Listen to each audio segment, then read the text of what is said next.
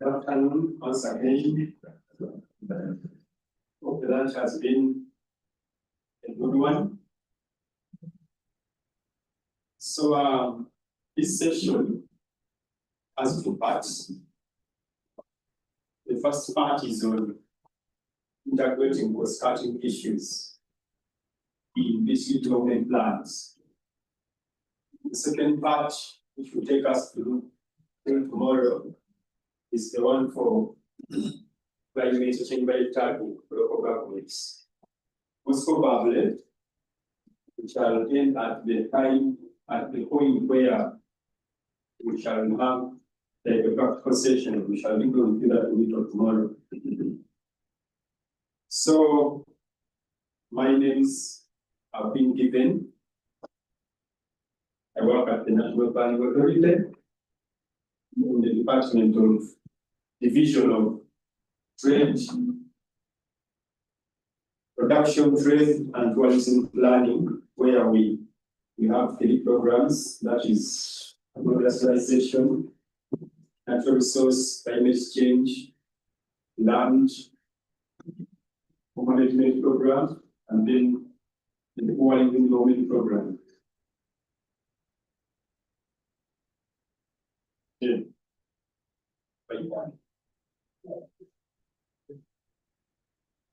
So the outline is going to be as follows. The objectives, and then the rationale, why we need to do this. Then I'll take you through the cost-cutting issues, for cost-cutting planning. So the question remains, should the district local government articulate all the cost-cutting issues in their DDPs? Then I'll attempt to give a general interpretation guide for cost-cutting issues.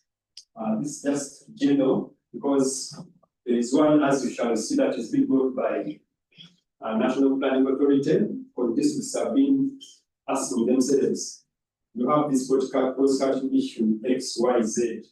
Some have guidelines, some don't. So now, which one should I use? From there, we shall now go to the climate change tagging, the real process, understand how it is with the budgeting system, how does it flow the budgeting system, and then we shall now enter the real process of tagging, where we first need to understand what actions are climate responsive. Then we also need to understand the documents. What documents do I need, or what do I need to understand before doing this under this tagging? You'll see all this as we go through, and then lastly we shall do a practical example on how we go through this tagging process. So of course, the task is to guide local governments interpreting cross-cutting issues to their district development plans and annual budgets. I know most of you in the process of developing district development plans, you've either finished or you've submitted to National Planning Authority, or some are still developing. Okay? So we need to understand what to integrate. And then we also go deeper into climate change, because it's one of the cross-cutting issues. But we are most concerned with budget tagging, especially in our annual budgets. The rationale is that these cross-cutting issues influence the government process and outcomes. And therefore, it is paramount that they are all fully mainstreamed in NBP programs and DDPs. So the meaning here is that we start with the national level. Since we are doing the program approach, the local government program implementation action plan, which we call the PI, was made as an extract. What we did was we first made the central level program PIs. Then from there, there are certain actions that cascade through to local governments. And you also have your common primary program, where your administrative finances us, which is the development program. So when they are extracted from each of those, where a local government has a role to play, that was extracted, and now we have a local government here.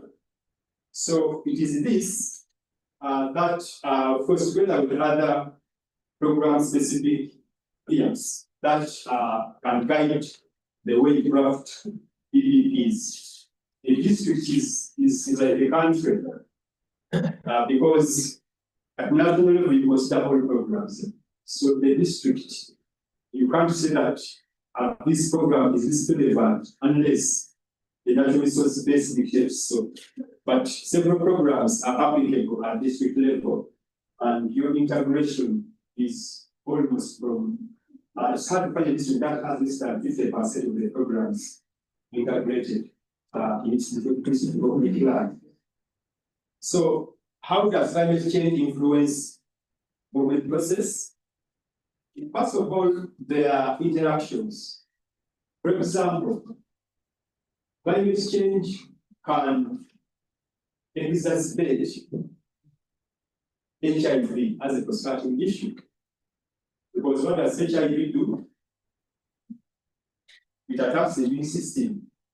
So imagine someone who has HIV and is living under the stress of the insolation from the sun. Those are the sun rays.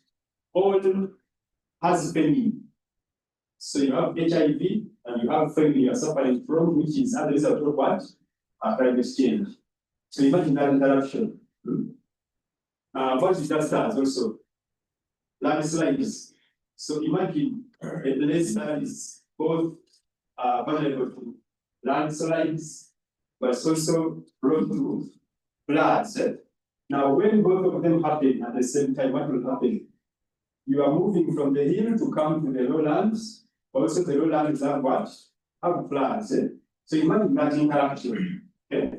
So they truly affect the government process, and it's hard to achieve what we intend to achieve because you move 10 steps forward. Let me say you move 2 steps forward, but then you come back 5 steps behind.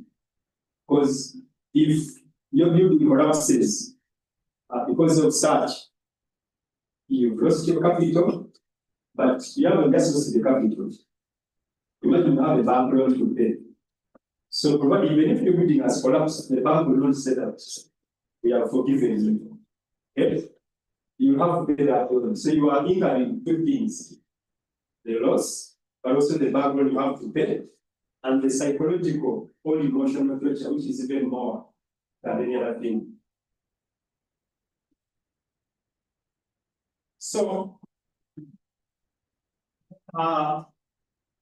in the main budgeting frameworks, the constructing issues that have always been considered include nutrition, human rights-based approach, environment and climate change, HIV, AIDS, gender and equity, and disability. So this does not mean that these are the only cost-cutting issues that exist. But at least for most of you have been handling the planning and budgeting, some of these are the ones where people have been putting a lot of what? Emphasis. But mark you, as you will see, these are not the only ones that we have. Okay? So then, how to interpret them? Usually, there are guidelines for some. So where guidelines exist, these guidelines are always used. For some cost-cutting issues, there are responsible agencies that have made what we call frameworks. For example, when you look at this, we have examples of some of these guidelines that are in place. One is the checklist for integration of disaster preparedness and management in government planning and budgeting. That was made by OPM, which is available. We have guidelines for youth engagement in agriculture, which is available also. We have a checklist for integrating nutrition in agriculture enterprise mixes. We also have guidelines for sexual HIV and AIDS mainstreaming in Uganda. So some of these can support you when you are doing the integration. Because in the integration process, as you are doing it, you ask yourself, first of all, what issues relating to HIV I capture by flood? Okay. Then, how do I monitor the progress of these issues? All those, then who are the stakeholders supporting the integration of these cost-cutting issues? As I told you, it's your role as local governments to demand for results in line with the district development plan. So if a government partner is there to give you per diem alone without tangible results for your district, which is a service that you are doing to your own children, because at the end of it all, per diem is only for you and yourself. But whatever goes beyond per diem that they are paying you to do is what matters most. So it's your role. I don't know if you have meetings with government partners to harmonize what they are doing in the district. Still, that is the role of the chief administrative officer, to harmonize what the government partners are doing. You have the powers to dictate that. Don't put that in this sub-county, even if they wanted that the other sub-county is more vulnerable, provided it's not for political reasons. Like, don't quote me, Kakumi and Ukedia, I don't know. I may have don't take that, okay? So it's not for political reasons, that's our role. as the planners, and it's the role of the chief administrative officer to do that. The challenge is some of it requires data that may not be available. So NbS are required to identify and prioritize the cross-cutting issues that are most relevant to the LP. So that statement is very important. Required to identify and prioritize. Okay. You see, besides the others, these are all cross-cutting issues. So really, I'm imagining a DDP having all of these. Where are we getting the resources? Because you know that central government alone they don't give you all these resources. Okay? So we have been given powers as the planning authority that where such guidelines are not in place, then together with the responsible agencies, we provide those guidelines. And it is for that reason that we are in the process of developing a framework that will guide integration of several other cross-cutting issues, as you see the other side. Okay? So this framework, it will be where some tables already exist. We shall just be compiling into one. Because someone, for example, who is doing child welfare, will ask a question, child welfare, plainly you understand child welfare. But technically, if you are asked what aspects of child welfare are able to be included in your plan, you may get lost. So now those are the things you want to do to bring up really in this framework. So you see these are about 15 cross-cutting issues. 15 of them. As I told you, planning follows one principle: prioritization. If resources were enough, we would have no planners. Planners would have no role if resources were enough. But because resources are not enough, okay, that's why planners exist, to prioritize. And at NB, what we suffer is we make priorities among priorities. Because by the time you submit what you need to do as an LP, it means it is your priority. But still, it will be subject to further prioritization. So we always suffer from that. So in principle, it does not mean that all cross-cutting issues, as they appear here, you are going to interpret them as a local government. You know why as we proceed. So,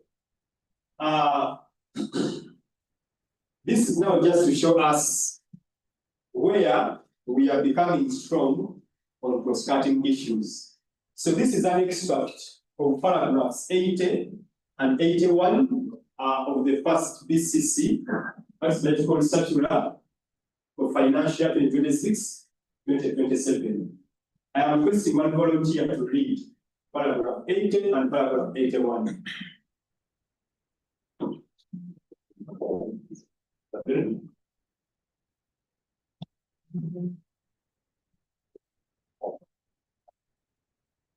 Environmental and social safeguards compliance. 80. Environmental sustainability and social safeguards are no longer optimal or optional. Underline that word. Are no longer what? Optional requirements, but central pillars in project planning and implementation. Local governments are required to mainstream environmental and social impact assessment areas into their budgeting processes to ensure that infrastructure projects will not cause long-term harm to ecosystems or communities. That understood? This is in the first budget call circular for financial 2026-2027, requiring us to consider environmental social safeguards, and they have listed some. Paragraph 81. It's 81. Compliance entails allocating resources for mitigation measures such as tree planting, erosion control, waste management, and the integration of gender and disability considerations in project design. Given the increasing impacts of climate change, Local governments must prioritize climate resilient infrastructure and community adaptation strategies. Accordingly, social safeguards such as resettlement planning, citizen engagement, and grievance handling mechanisms should be embedded in budgets to avoid conflicts and ensure inclusive development. Thank you very much. So this is the guidance we get at national level, and it's very clear and spot on. Okay? So ignore them at your own what? At your own. So this is to inform the budgeting for the financial year 2027, which has already started. Okay? So that is how at central level guidance comes and is cascaded downwards. That is for the local governments. So then we proceed. We also have development committee to revise guidelines. This is an exact extract also, considering especially climate change, disability, and gender considerations. I'm also requesting another volunteer to read for us. A male preferably. I'm requesting to read for emphasis, for you to understand what we are reading. One volunteer. One ladies. Yes, you have been chosen. That is number 2, how to consider cross-cutting issues into planning. Development committees revise guidelines 2024. 7D, climate change considerations. Then 7.8, climate change has both direct and indirect impacts on public investments due to unpredictable rainfall patterns and temperatures, and a high incidence of extreme weather events and disasters such as droughts, floods, outbreaks of pests and diseases. Then 7.9, project developers shall be required to incorporate climate change aspects in project preparations to address the expected negative impacts, take up emerging opportunities, and come up with adaptation and mitigation measures. Get it properly and come up with adaptation and mitigation measures. Proceed. 7.10, climate change screening shall be undertaken at the feasibility stage using the climate and disaster risk screening tool. Tools accessible by and link. That is what he was presenting in the morning. So whoever wasn't attentive, things are starting to bite. Continue, that is on climate change considerations. Then 7.8, gender equity considerations, gender and equity considerations. 7.11, to ensure the sustainability of the project Public investment management systems. Formulation and implementation of projects shall incorporate social safeguards, gender and equity considerations. Special focus shall be accorded to women, children, people with disabilities, disabilities, and other vulnerable groups. Thank you. Now, those statements there are statements, as someone will say. But the development committee is one of the toughest, especially today. I just received a call from a colleague. There's a project that had been passed by Parliament, but the development committee has refused to pass it because they thought they would just do this. We will jump and go to the super minister and the things are approved. There are things the president lets take their course. So they have been rejected, even though Parliament approved, because they have gone through all the processes, and 2, they are missing some of these components, and then 3, their outputs are poorly written. So what does this mean? It means that this is now a checklist for approval of projects. So they must show evidence of incorporating adaptation and mitigation measures. Someone has to show evidence that we have done this screening of our project against climate change vulnerability, and you must show how you are supporting some of these women, disabilities, all these. So now this was not there before in the development committee guidelines, but this is the new division as of 2025. So that's how cross-cutting issues are starting to bite. But before, how are you running for research? Where somebody says, if somebody is encroaching the wetland, don't tamper with him, you educate him. If he evacuates, he goes. You don't check him. Yeah, I'm noting we have a session. Allow me to finish.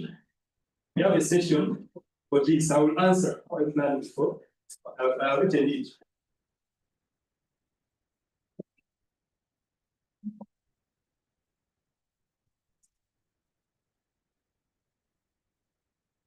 So, what then is the general integration process? How do you start? The problem we have been having is that people start integrating because the DC has said, or the political structure has said so. But you don't have even a profile of the cross-cutting issues in your district. The question is, you are under what considerations? Okay, you have those statistics, but if your district doesn't have HIV/AIDS, and the reports from the Ministry of Health show there is no prevalence of HIV/AIDS in your district, you need to struggle. But sometimes you don't have that data. Now, when you don't have, you become vulnerable, but they will just you have it. But that's what I'm saying. You need to have data.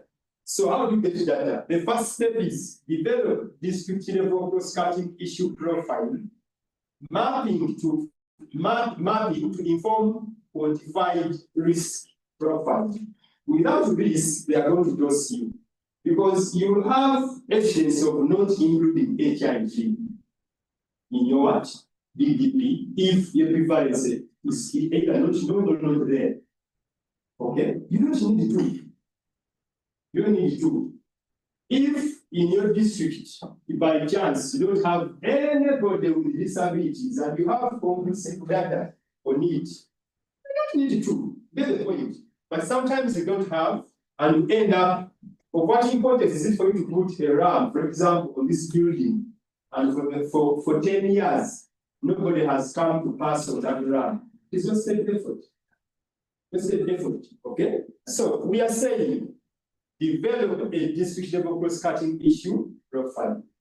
If there are disasters, you are not going to tackle all disasters. Still, your district has specific disasters that it has, that you're responding to. Not all. It is not general that we all are going to attend to floods, okay? We are all going to attend to droughts. We are going to, it's not general.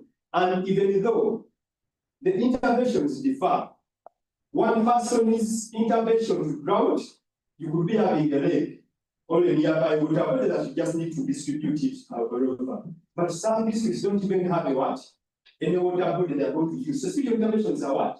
Are different in what you are doing. But all of that emanates from you having a risk a cross-cutting issue profile. This is by each cross-cutting issue, whether disaster risk, whether HIV, whether climate change, you should, okay? Then two, have in place a cross-cutting issue results matrix at local government level, adopted or adapted from the peers for the respective programs. The planners know what this means, adopted or adapted. What are they saying? After you have your profile, the next question is, what results are we looking for as a district? Okay? If it is HIV, if your prevalence is 10, what is your target in the DDP, for example? It could be reduced maybe to what? To 5, or some to lower, depending on your historical performance and what you intend to do in the next 5 years. So when you have these results, it guides you. So if the question remains, if I want to reduce prevalence of HIV to 5, what will I do? Might have a result. And this result, why you're saying are not all adapted, is that some may be general as they appear at central level, but some are not general. We have had challenges with local government plans that are DDPs that come from districts. Someone gets the result, which was good at national level, okay? And the way it was written is the same way the person is doing what? And is putting it. For example, the national level we target creating 60,000 jobs in agriculture annually. Are you going to create 60,000 jobs in your district? In agriculture? But that's what someone has picked and put in their what? District development plan. The prevalence of HIV, okay, I talked about child, the fertility rate. The national, our aim was the average national fertility rate is 5.2.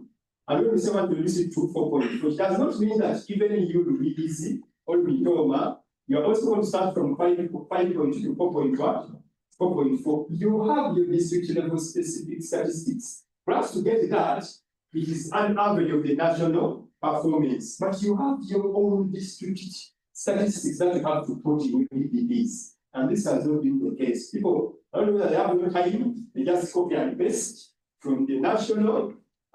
You go to the program results, what you say to achieve, just copy, and they become your own results. The statement can be the same, but the habits cannot be the same. So that's the idea of adopt on adapt. Of course, in certain instances, you can even bend the wording when you want to achieve the same thing. That's what we mean by you are thinking it verbatim, or you are rephrasing it in some other format. Then lastly is identify interventions at local government level aligned to the broad this is CC goal stipulated in the NDP. Okay, so this is just one example, disaster risk management, but it is applicable to all CCs. I told you this has been put for this training because we don't have a general. It's what is being developed, but it is just being borrowed from what was done in disaster risk reduction. But it's a good guide for you to look through going forward. This is what we should be doing, as opposed to just being forced. You have the right to deny inclusion of green cutting issue if really it has very limited impact to your GDP. So that is the intervention process. And I don't know which district has from the cost-cutting issues that we gave. Some of them are not available with any statistics. And whose role is that? Shall we say there is no money? So, this is a sample checklist that we can use in line with what I presented for disaster risk reduction. So, what is the checklist saying? 1, how often will the disasters occur? That is frequency and what is the historical impact. Remove disaster, put there climate change, put there HIV, put there gender-based violence, put there any cost-cutting issue, and the flow is maintained. Okay? Then 2. So when you have all this for all those cost-cutting issues, remember I told you we live by a principle of prioritization.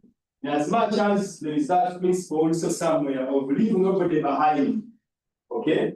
But sometimes there's contradiction. You have to have the principle of prioritization. So imagine the prevalence of a natural disaster or a disaster is 70%, okay? And the one of maybe any climate change event is 20% in your district. If you are given resources, where would you first put the resources? Now, that is the detail that we lack.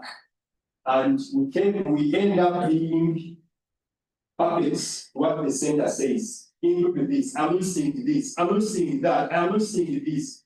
Please, this is where we should be. Two, you ask yourself, what can we do to reduce, one, the livelihood of occurrence, two, severity of occurrence. Those are two different things. One is preventing it from occurring. The second one is, when it occurs, what do we do? Let me give you a hard one. So that the damage is not. Exactly. Let me give you a hard one. What would you do if you had a hailstorm in the maize plantation? Imagine you are being asked to do here, you are here number 2. Even if it means preventing, what would you do to prevent the likelihood of occurrence of a hailstorm? And then to reduce the severity of occurrence of a hailstorm? I don't know, so I'm just giving you things, but there's not a solution. Of course, there will be a solution somewhere, okay? Not necessarily these. But these are things that we must be thinking through as we are doing our cross-cutting issues in our DDPs. The other number 3 is, what initiatives exist that can be relied upon? Sometimes you have very good cross-cutting issues you've mapped, but when it comes to the initiatives that can be relied upon, you have nothing. But yet government partner X has been supporting districts Y in maybe gender-based violence.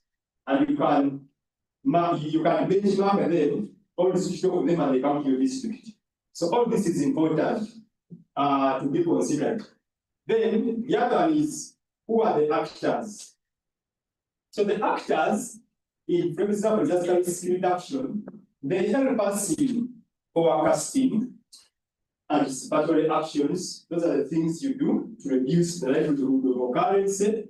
Then incident reporting, action response, recovery procedure, and then rehabilitation. Most of these are applicable to disaster risk reduction. Okay. Then 5, resource mobilization.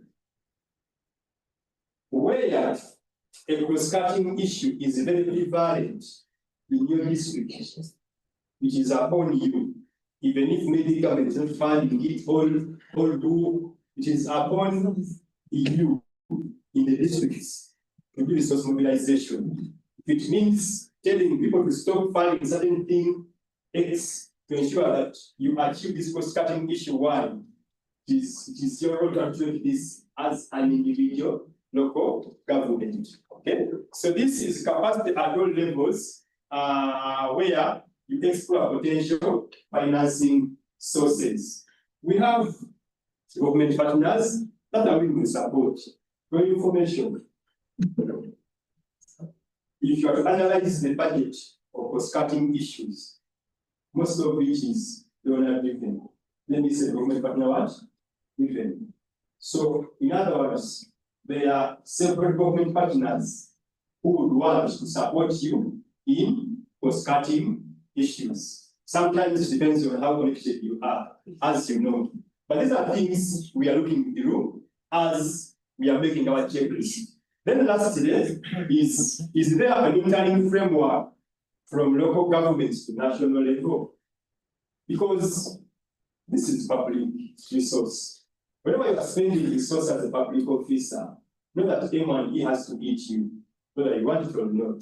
The problem with working with the government, where I also get scared, okay, because in NbA, it is my 3rd place of work, but I can be called in court for things that I did 20 years ago. You can be called. So even when you are retired, they can call you for the sins that you committed during your work, which is different from NGOs. So under NGO, once you are there, you are only bound to them in the time you are there. You leave them, Nobody can follow you up to come and say, we are suing so and so because he has done this and he did this and this 5 years ago. But if you don't have a proper monitoring framework, because you're investing resources, then you need to have a proper monitoring framework for local governments. In the presentations we had, I remember from the local governments, they complained about this not being properly articulated. All resources for this. Someone was complaining that the planning department is not what included. I forgot to answer him one question. I mean, one response that planners have been. By the way, I forgive planners because they are the donkeys of the what? Of the district. Before I was a planner, I used to have the same thoughts, but when I came into planning, your life is taken, even at home you are working. Now, someone who's running the PBS, you also forgive them. It is time bound, at a given time it goes off, you can't access it, and you have people's things to do, you have some other. So, a planner's life is not an easy one. They are the ones who lie on your behalf. When they send a tool, animal feed tool, to the production department to feed and because they don't feed in most cases. Is the planner sit down and sit and say, okay, let me actually get the achieved what? The concept approval dance. That's why I have so much ghosts at national level. I always tell my colleagues that I like moving to the field because you get the reality. But the reports we base on at national level, they are lies. Lies, a lie on a lie. When you come to see what is evident on ground, just shake your head. Then from there, we blame the president for overstaying. And yet, even what we do, we know what to do. You know what to write in your reports. So the planner does that. She does that cover. Good statistics for you is submit. Because they are essentially looking for 10 days no response. You are saying, you see, I have gone to the field, your field never ends. When it comes to scientists, I even feel bad. But it is okay. Because if you can't even, the scientist is such that even now, when the science is enhanced, he can't even have data for his own village.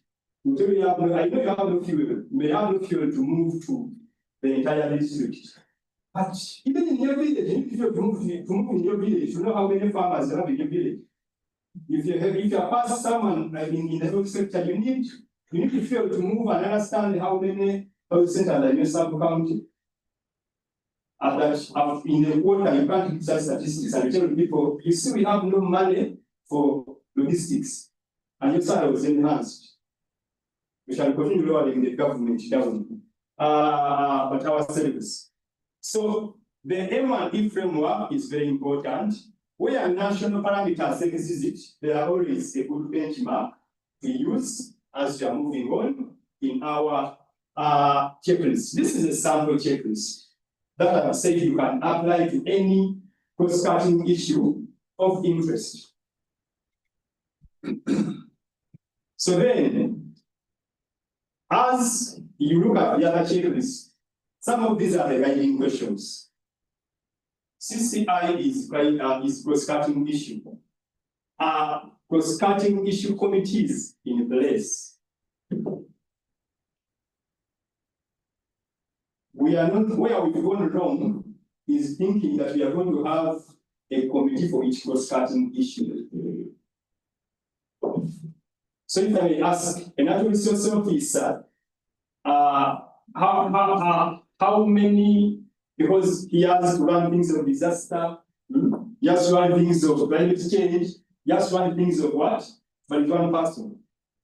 But for you want a committee, a separate committee for HIV, a separate committee for gender, a separate committee for disaster risk management, a separate committee for climate change, a separate committee. Who funds those committees and how many are you that you are going to have different committees in your district?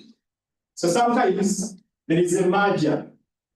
We are trying to create a grouping for these cross-cutting issues into 5 major thematic areas, as you see in the upcoming guidelines, such that maybe maximum you are having around 5 committees which cover most of the cross-cutting issues, such that committee A works on cross-cutting issue X, Y, Z. Committee B works on C, D, E, something of the sort.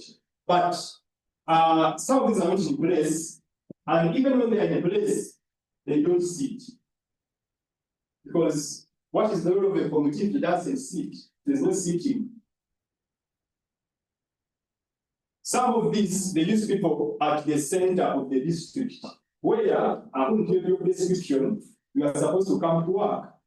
Colleagues, even at the planning authority where I work, the fuel I'm given does not enable me to go in a quarter, cannot enable me to go to office for all the 3 months of the quarter. If I compute that fuel can take me for 1.5 months, but I've never given any reason for not being in office because I have no fuel. You go and work. You go and do what? You go and work. Then, as CC, related to that, I always speak this when I'm local government personnel.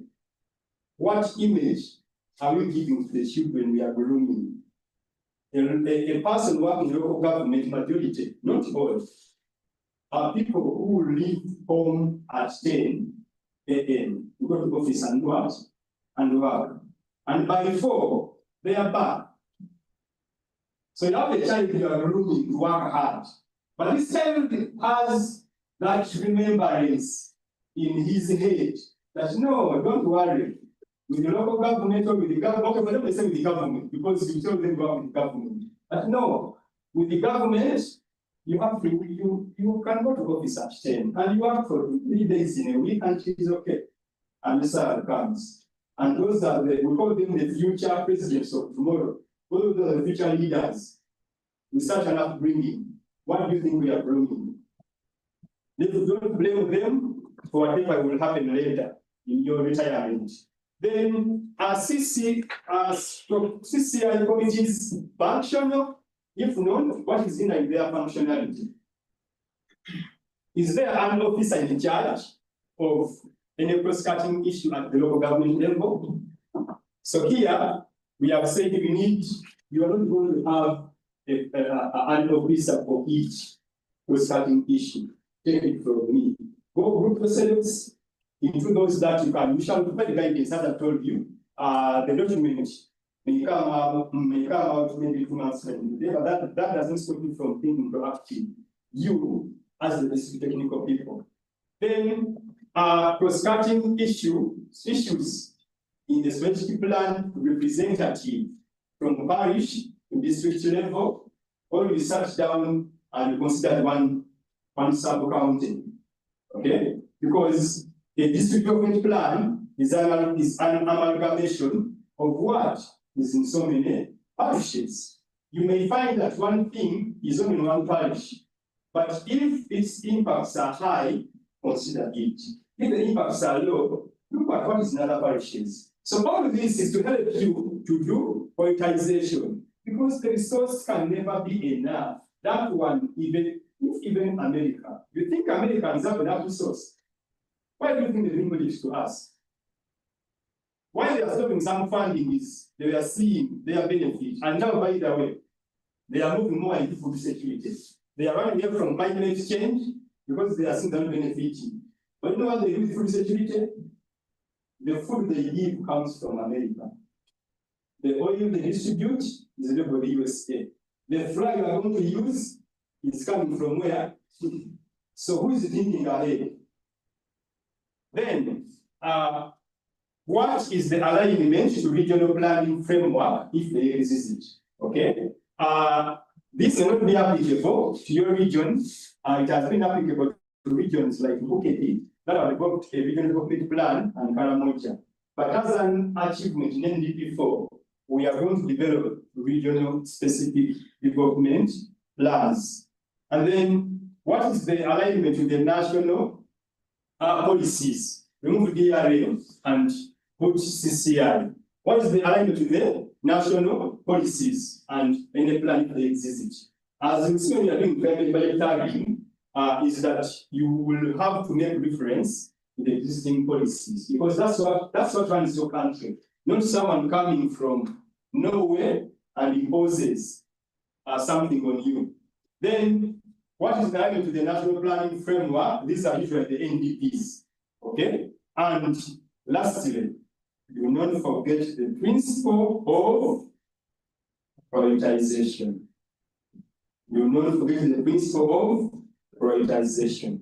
We are making mistakes and we shall continue making them. Let me give a simple example.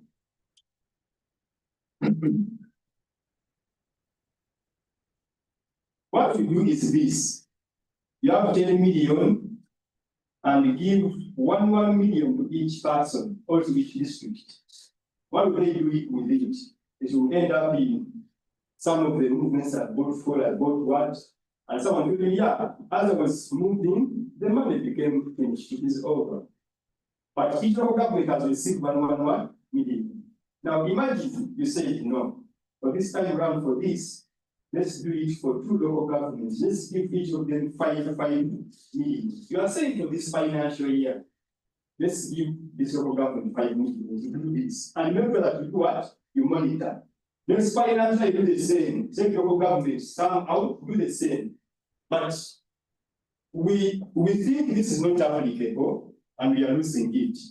We end up giving in too little on everything and we achieve nothing. That's how we are planning, and that's how we are implementing most of the things. All the money comes, divide it proportionately, it all ends up in fuel. At the end of it all, there's nothing. That's why sometimes these donors confuse us with the per diem. You hear a make a workshop somewhere, you have to run. Because you need something to put in the pocket. At the end of it all, we are left with this principle is not followed and the achievements are 0. From there we say the president and his team. You are part of the president's team. Yeah, thank you very much. I can allow a few questions before I proceed to climate change tagging for local governments.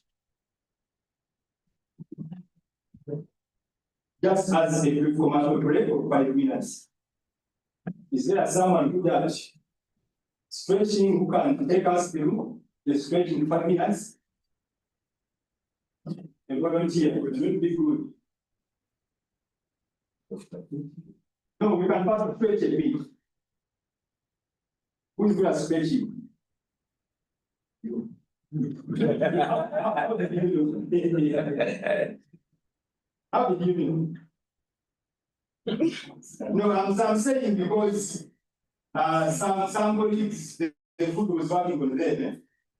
So the food was working on them and continuing like that may not help us achieve. Okay, you are either sorry, you don't want, we leave. So, questions? Yes, sir. Thank you very much, Presenter. It's my name, as it's going to long run the issue of cross-cutting issues. You remember way back, the Ministry of Finance, before NPA came in, Finance has been encouraging us to integrate all those issues into our budget framework papers. Recently, I was interacting with you with NPA. I am happy among the team that developed those cross-cutting issues. We were encouraged, and I think negotiated, for us when we reached back, we developed what we call a tool or an action plan that can guide us so that we integrate all those issues in our development plans. How do we do it? You see, for you to understand all cross-cutting issues, there is what we call thematic areas. You must first underline or identify the thematic areas that you need to consider under different cross-cutting issues. Otherwise, you may end up leaving some interventions in order for you to get solutions for all those cross-cutting issues. How do we do it? We identified 4 areas. 1, thematic area. Then from there, we got what we call key development issues and the gaps related to cross-cutting issue as another column. Then from there, we identify interventions. I was happy actually when you were taking us through. I was really actually was following you. I saw how you are bringing all those issues. Then we came up with interventions for a certain thematic area and a cross-cutting issue. Then from there, we identified performance indicators from different thematic areas. Then you go to a gap, then the cross-cutting issue, then the development intervention, then the performance indicator. It helped us, for example, under one thematic area, for example, we would say that population and demographic development. Now we identify all those cross-cutting issues under that thematic area. Then we give the interventions. Then from the interventions, then we give the indicator that will lead us to, that will show us that we have achieved the other one. Then from there, we went to social inclusion and leaving no one behind. Then we also go to the cross-cutting issues that are under that thematic area. Then we continued on up to performance indicators. Then we look for another thematic area of production and productivity. Then we say, now, what are those cross-cutting issues under that thematic area? We also had to look for them and we got them before we submitted our development plan. Then the last one was sustainable and resilient economic growth. I saw you also talking about it. I was also happy after seeing that. And that's how Shane came up with the strategic plan for cross-cutting issue. Thank you very much. Thank you. That's more of a compliment. I'm happy to participate in me for staying lives. I've been back. So any other concern? Come, you have something on was it political? Oh, yes, of course. There is a scenario where the natural resources officer went to somebody's farm where he was digging trenches, taking away all that water. He brought his people, they covered the trenches, so that the water should not move. He was individual head, sued in the courts of law.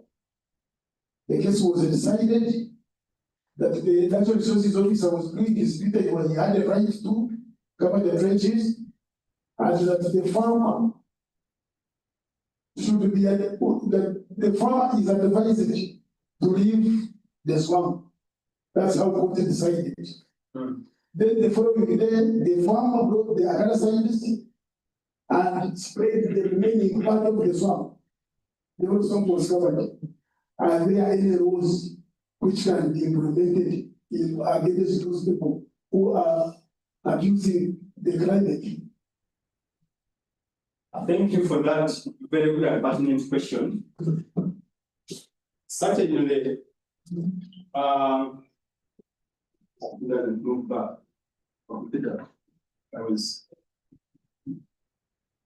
So, one, as a government official in your jurisdiction, I don't think we have, we have very few sectors that have no laws in this country. And not a policy, because the policy can't take someone to the court. Okay? I think you are aware that we have policies and what? And laws. You can't take someone to the court because of the policy. But you take them because of an act of what? Of parliament. And that's the legal binding document.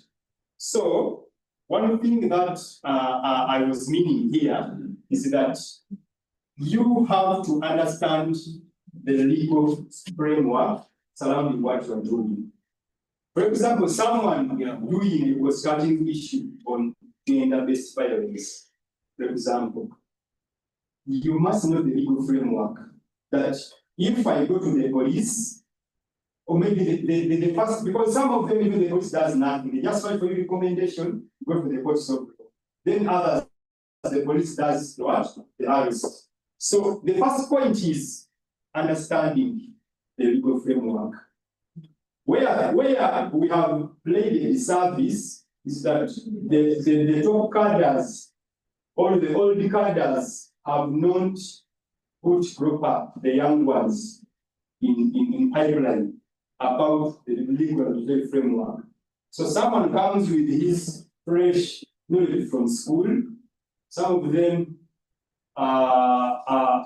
make wrong references. So someone thinks that the policy is legally binding and it's not. And you think you're going to use the policy to take someone to court, you are not. So, in as much as there are inconsistencies, I admit that there are people who use the so-called power from above. Okay, that one we can't discuss, but not exists. But the good thing to say is the court ruled rightly, and they said the natural resources officer was acting in their what?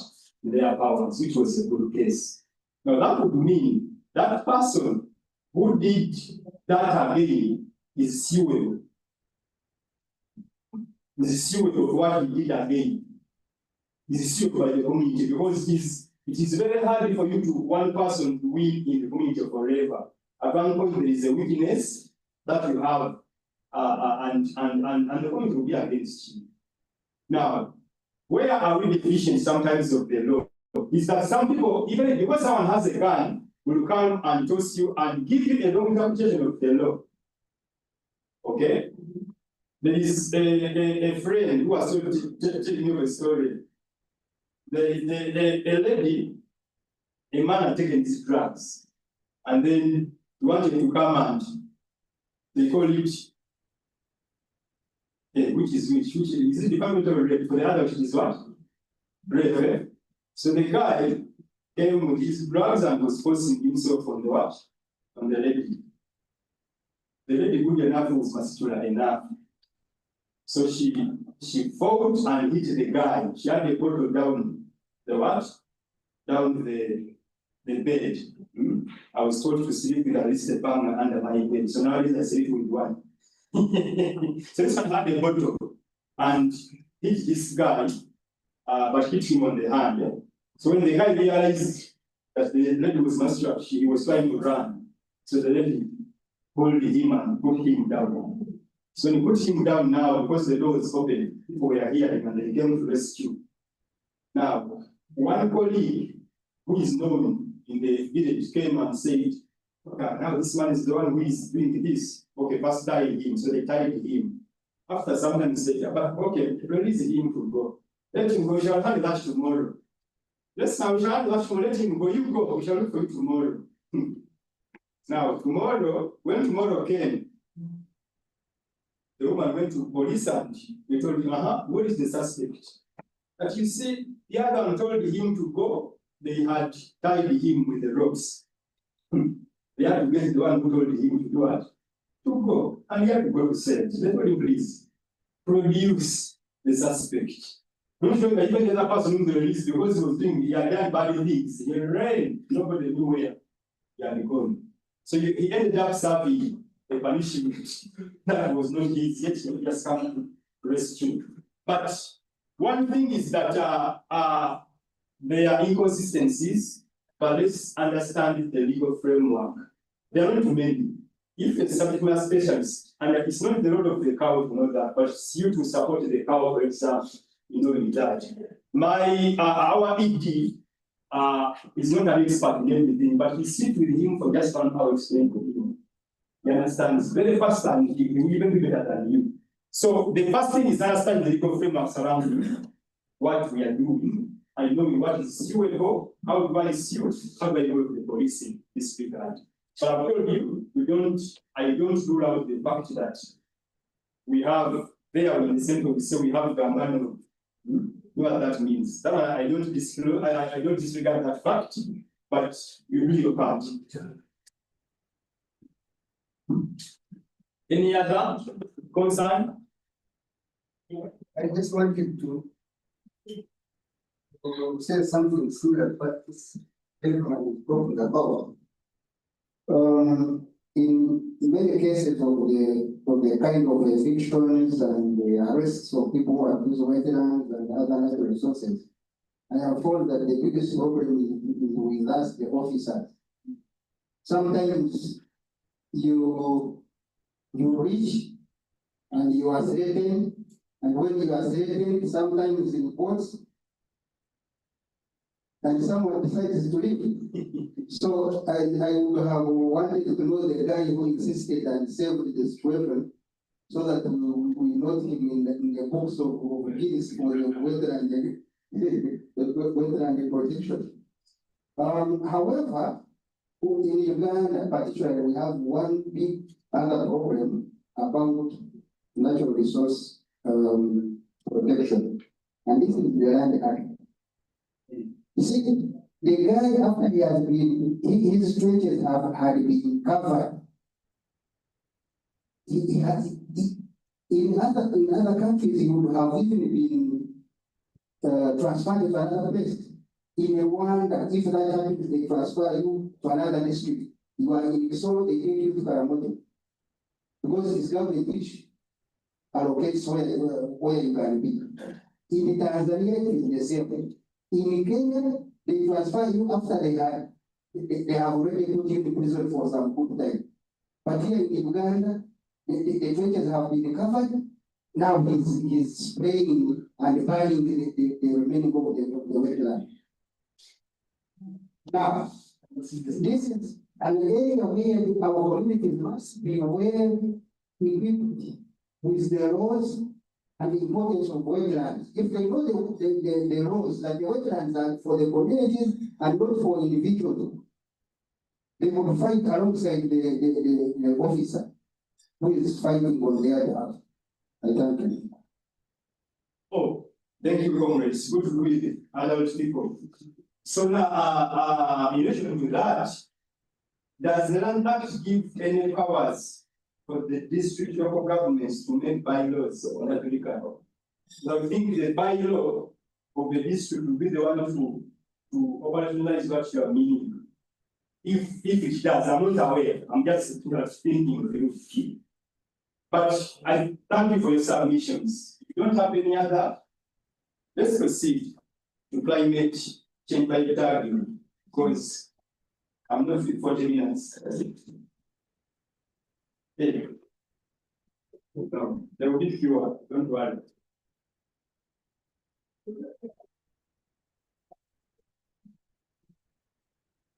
So in this statement, before we dive in, I'm requesting someone to read it for me. This time I want a man. The microphone. This framework analyzes the information resulting from the tagging analysis or review is used to inform climate change policy, planning or budgeting, or to strengthen accountability upon climate change commitments. It will remain an academic exercise of limited operational value. Thank you.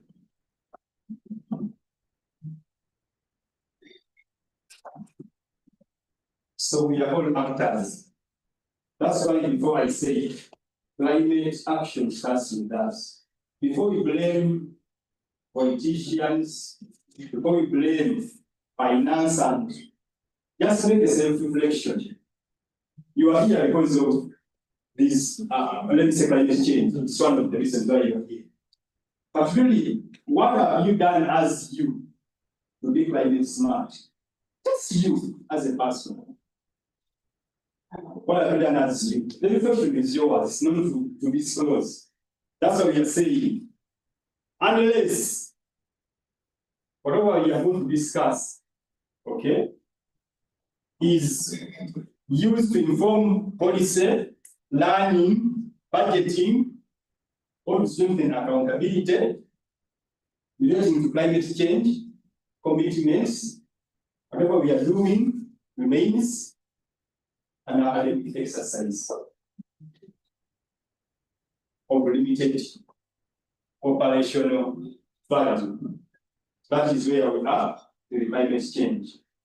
I always explain the economics of climate change this way. That sometimes climate change is like not it's a public good. So a public good is such that we can all benefit from it. You alone benefiting from it cannot make others not benefit from it by saying, okay, for me, I am enjoying fresh air here, let others enjoy what? Poor air. Someone doing sequestration of carbon by planting forests, the benefit is not his alone, but it is rather for the whole world. Because the greenhouse gases, we call them uniform pollutants. They mix uniformly into the environment. They mix uniformly, so everyone gets a dose. So that's why I am happy with the private sector and what CCP is trying to do is that much as most of our actions to climate change are adaptation actions, a private sector wants to benefit, and they can only benefit by mitigation. For example, if rearing 10 cows that each give me 5 liters, and I get 50 liters in a day, but one cow releases about 24 kilograms of methane per year. Methane has the effect to climate change about 27 times than carbon dioxide. So instead of someone saying multiply 24 by 10, you will be reaching 240. You will say, let me go and get 5 cows, or 2 cows, or the same belief, where each of them is giving me 30 liters. So at the end of it all, you'll be benefiting from productivity gains, but we are asking ourselves, is there a way you can also benefit from that mitigation benefit? That I had 10 that we are producing 240 kilograms of methane. Now I have 3 which are producing 72. That difference is what you are supposed to earn, is your climate action, which is now a private what? Benefit, as opposed to the public benefit of reducing the emissions to everybody. So private sector is coming in so much and it's very keen now on mitigation promotion. We should now have a blend of mitigation and adaptation. Otherwise, if we take adaptation solely, then we shall always have it as a private good and can only be done by governments which are constrained with resources. I have told you, if you look at the climate expenditure, I was analyzing the Natural Resource Program budget. And when you look at this resource, over 70% of the resource comes from projects. When you look at the government component, it's very small. That tells you, and you know how this people think. So,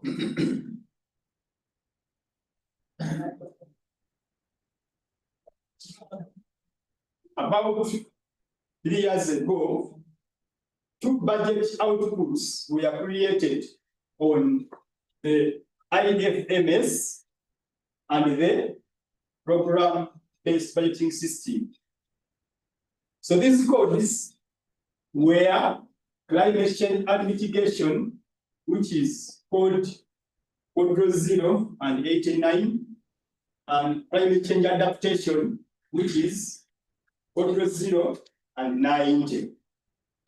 So these codes, just like we spend our money as wage, you have a code for wage, you have a code for what?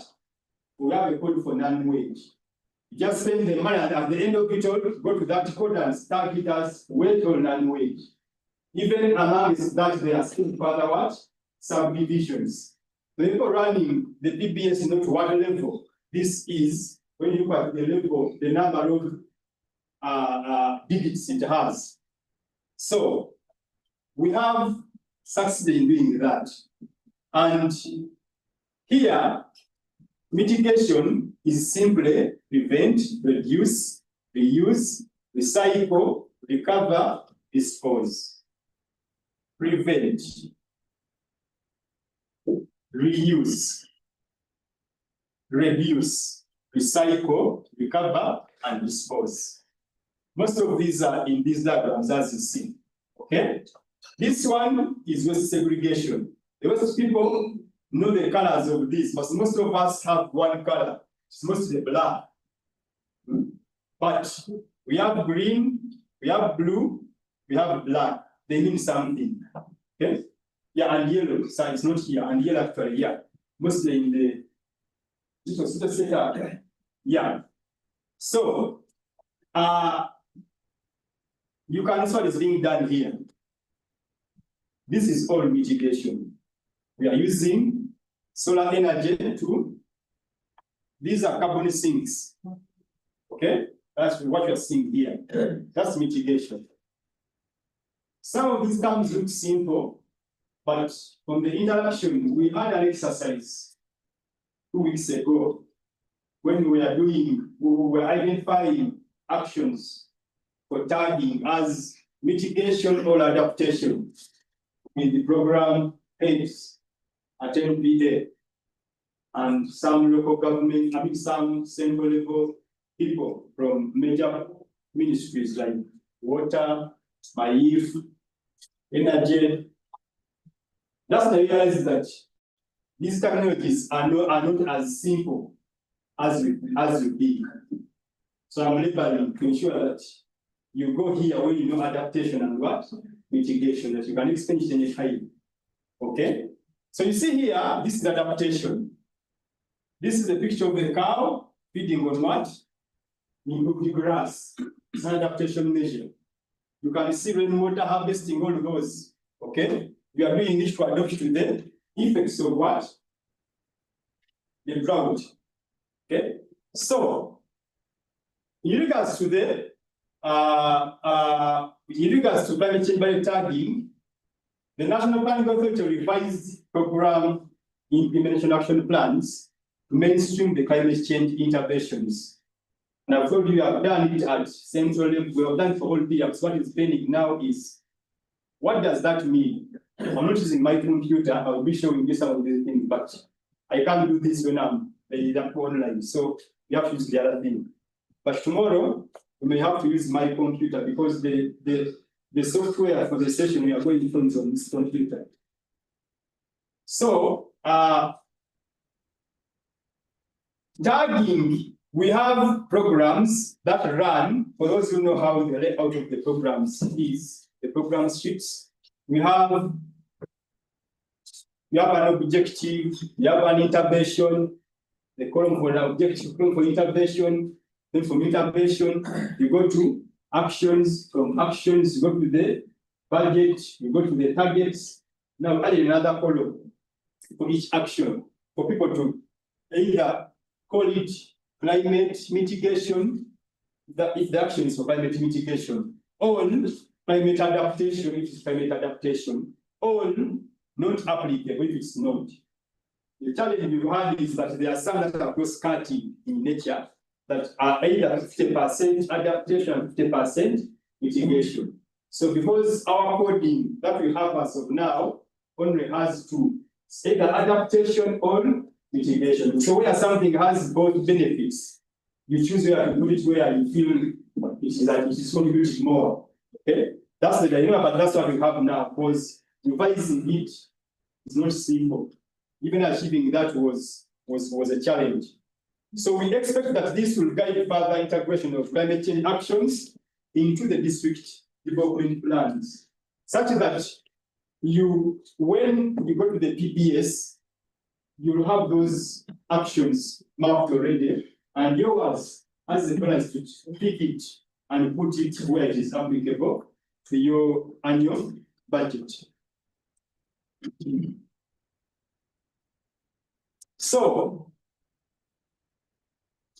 one thing we have to appreciate is that there is currently no universal methodology that is available that allows for standardized application in different national and subnational contexts of climate budget analysis.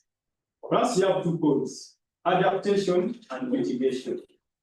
Other countries have an additional one, cross-cutting, that they have added. Because they are two frameworks people use. Now, others may have other divisions. Is it for resilience, okay? Does it, so all of those, but since there are descriptors to each of them, you go by what you feel. First, you chose this for convenience, but this is because you may look at what other people did and you think what you did was wrong. No, it's not really understanding why it was done that way and the rationale. Okay? So, however, there are some common elements for analysis. For example, you have to define sectors and subsectors. And how to define this? This can be based on the national development plans. For example, now we are not in the sector mode, we are in program mode. So whatever we are talking about is in the program nomenclature, not a sector. So if I find to the NDP, you don't talk about sectors, there will be programs. Now we have the nationally determined contributions, which are the NDCs for the country, which are a set of climate actions that we commit as a country to contribute to. And there's a monitoring and evaluation framework for them after a defined period of time. And then the national climate change policy. We have to be aware of what policies exist in our national climate change policy, what is there. Okay? Then define categories of analysis. Are you doing mitigation versus adaptation, green budgeting, cross-cutting, okay? Classification of strategies, stock actions. So all these, as you shall see, these levels of analysis are applicable, as you shall see down there. Then the other is define sources of information. So if we are reporting for the country, and one person is getting data from another source, another person getting data from another source, it means our information will be uniform because everyone has their way of collecting data. And you always see that with some of the published reports either by World Bank or UN or what. So for us, we say as a government that unless it's not available from UBOS, otherwise, even if UBOS lie to us, that is the line we are supposed to do what? To go with. Someone is always saying like how it did. they are working and they are almost act to learn. Then identify and process information. Okay, so processing information requires us understanding properly which parameters are for adaptation and which parameters are for mitigation. So the rationale is that if we do climate budget tagging, it will enable us after some time to know that this amount of resource was allocated for adaptation, and this amount of resource was allocated for mitigation. And not just resource allocation, you are now also able to know how much has been spent for those variables. You can now classify it, how much of it was wage, how much of it was non-wage, because you have a what? A budget code. So this helps us going forward to track climate responsive expenditure. As I've told you, this is to our benefit because data is power. The US is ruling us because they have what? Data. They have data. Now for us, there are things we give limited detail. Whatever we have, we don't mind. Okay, you have the video, but not recommended. You post all the children you have on social media. No one just take a screenshot and keep quiet, and they'll use it against us sometime. But my point is about data. The US is a superpower because they have data on each one of us. If you think I am lying, they are attempting to go and get a US visa. That's when you will know that they have information about you. But sometimes you don't give it to them. So, how does this look like? This is now the climate tagging system. So, we start by these colors have what they mean depending on who is giving the oversight. So, yellow is for this, and the other one. Blue, as you see. So, this is now interpreting climate response in the budgeting cycle. How do we start? we start by developing tools and analytics. And who does that? It is finance, NPA, and climate change department, which then is Ministry of Water and Environment. Okay? But with the guidance still from some partners. The tools he was telling you, the climate disaster screening tool, that's where it's really a project partnership. It was developed with support from what? From World Bank. Okay? So that's where they come in, but they don't dictate. Then after developing the tools for now that we have the tools, for example, you have a climate disaster risk screening tool. If you don't have it, you cannot proceed with screening projects for what? Climate vulnerability. Now that we have a budget tagging process that we are able to know how much resource is allocated to do what? To adaptation, and how much resources is allocated to what? To mitigation, we are able to track climate what? Expenditure. Now without that, that's what we are calling develop tools and analytics. Without that, you can't proceed. This other side. Okay? From there, now this is the annual budgeting cycle. From there, you plan and prepare. What do you plan for? Plan and prepare climate-informed budget proposals.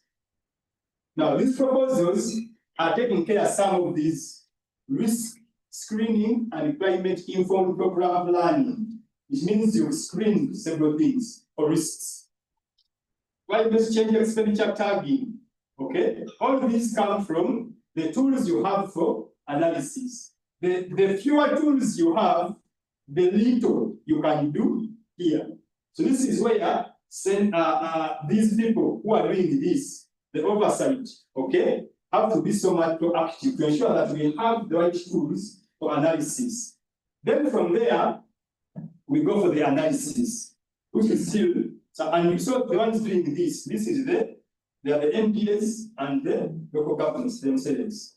From there, you analyze. Now, some of these involve the profiles I talked about. You have the profile for your cross-cutting issues. This time it is now for climate change, okay? Because when you have it, then you are able to do this analysis. And for disaster risk screening, already we have a national atlas, because they call it the vulnerability atlas that is in place. For you to know in this place, in this area, which is the most vulnerable disaster, okay? I mean, which disaster is to more vulnerability. Now that is now analysis that you do. After analyzing, you now do the prioritization, okay? Don't skip this. We already, in everything I have been speaking, I have talked mostly about the word prioritization. So prioritize climate change in the programs and in the budget, okay? Where you need dialogue on climate change budget, you implement climate change policies through the budget. But this prioritization, it means choose what is feasible and what has most of the impact. Then from there, we go to reporting, and this is still done by these people here. Now we report, okay? So when we report, this reporting means you've written a BFP, for example, as a local government, and finance is supposed to give some of the resources for either disaster risk reduction, all of this time, which is for climate responsive actions. So that's why you report, and then they release the funds, if they happen, that should be able to accomplish this, to monitor expenditures and track climate performance. So this is the integration. But you've seen, when you do the integration, you need to have the tools and you need to have the data that you're going to use before you proceed. So then, after that, we now go to the climate change budget tool rationale. So this tool supports countries in reporting their climate change related appropriations and expenditures aligned with their national climate change strategies and priorities. So when you look at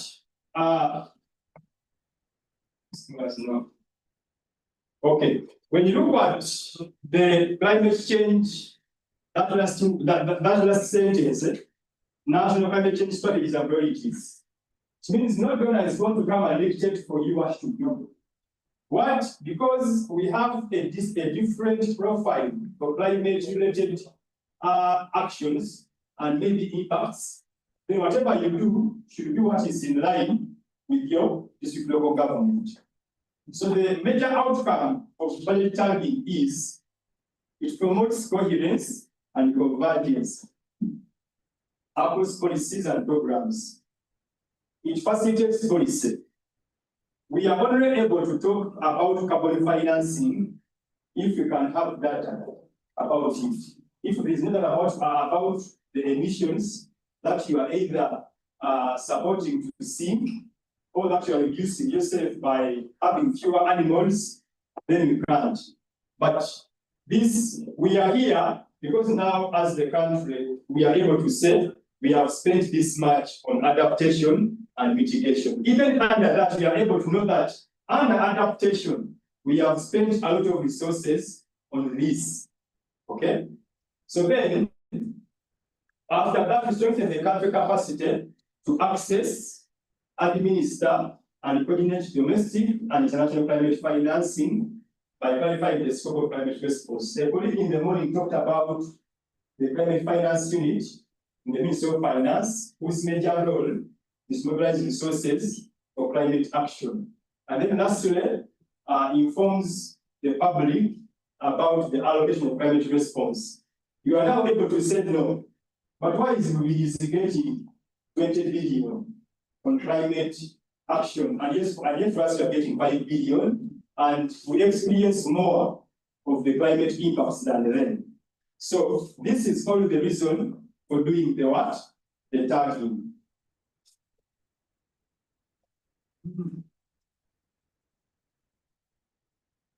So now, we go to the step-by-step tagging.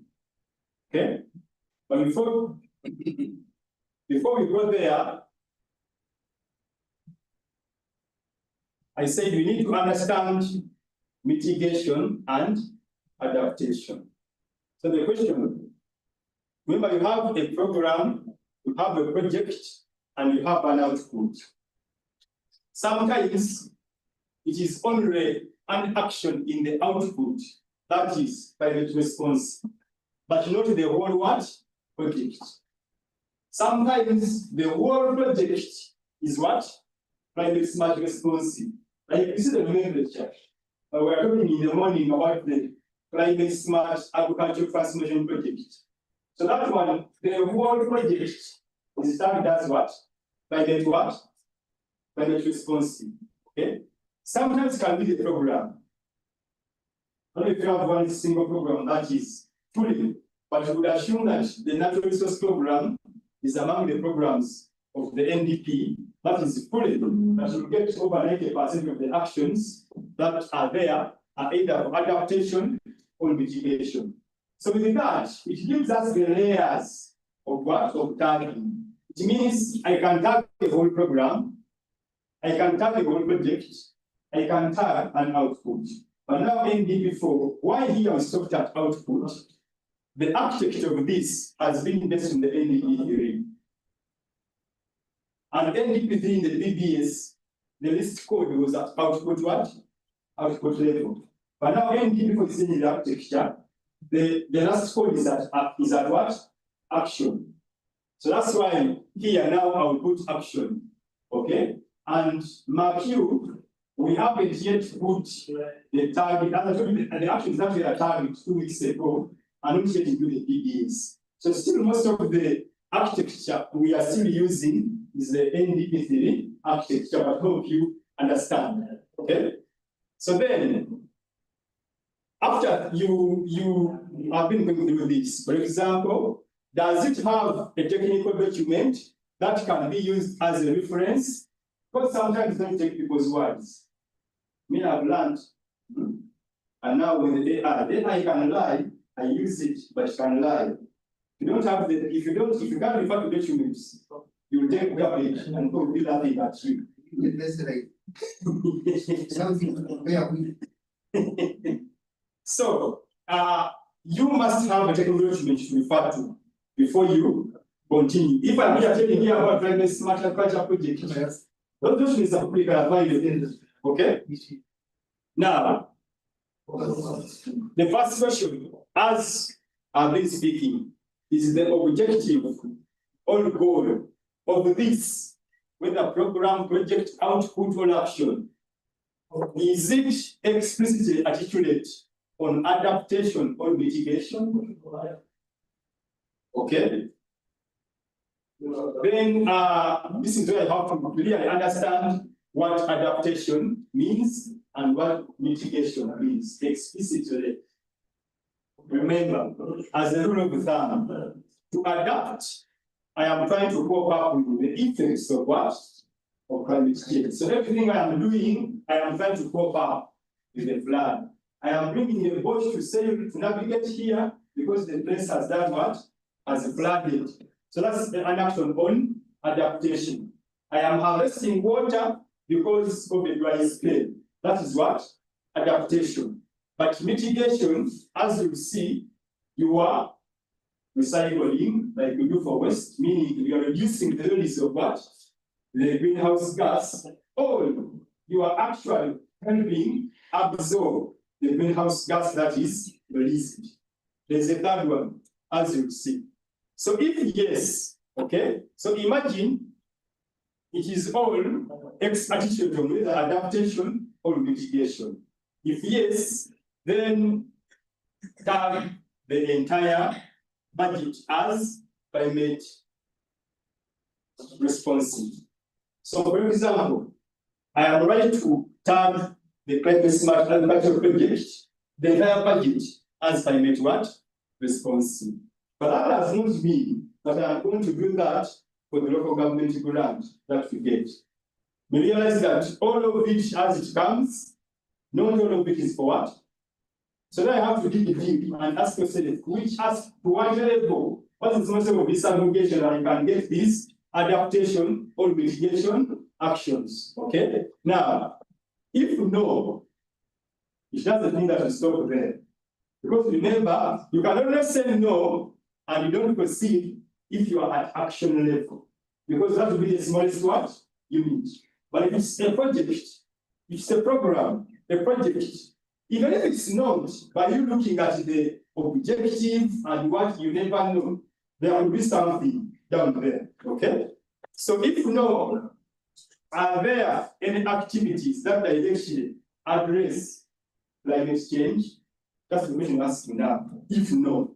If yes, the whole budget is. If no, we come and make more what? Semantics. So if yes, there are activities that actually address climate change, then tag the proportion of the budget that is climate change responsive. For example, what actions do we have in that grant, the local government grant that we get from MAIF that do climate action? Is there anything that we do with climate actions with that? Local government grant, what does it do? Wetland conservation. Wetland conservation, the shadow of wetland conservation. Local government grant. What does it do?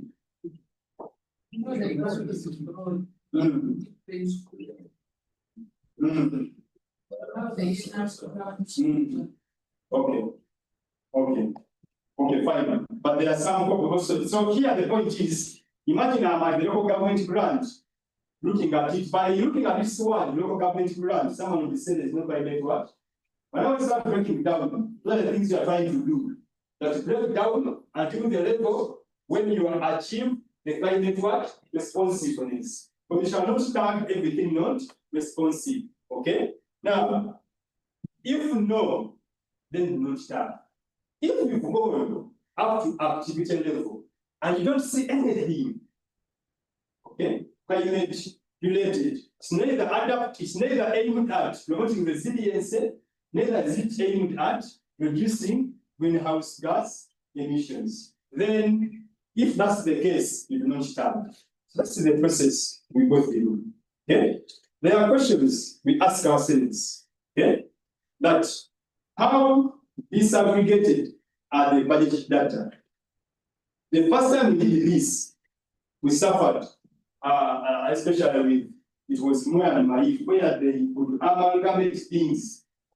An activity, they report, for example, an activity has established valley dams and valley tanks. Okay. Now, they report a figure of 200. Just yourself, how many are valley tanks? How many are valley dams? You can't. Okay. Now, as climate activists, we are saying we should always have a what? A disaggregation. That's what we are saying. No. That's what we are saying. How disaggregate are the budget data? Can we tag portions, i.e., activity level, sub-projects, etc. of a program? How do we institutionalize the definitions and typologies? So how do we institutionalize? Shall we say there are no adaptation actions in health? But then how do we institutionalize it then? Now that depends on our understanding of what mitigation is and what adaptation is. For example, in the morning I told you about HIV, or information, all those actions, they are aimed at promoting resilience. And someone doing HIV control in a disaster-prone place, you are supporting climate what? Actions. Okay, so then, having seen that, we need to understand once again, what is adaptation and what is mitigation? So we are saying, climate change adaptation can be defined, an output or action can be defined as climate change adaptation if it does the following.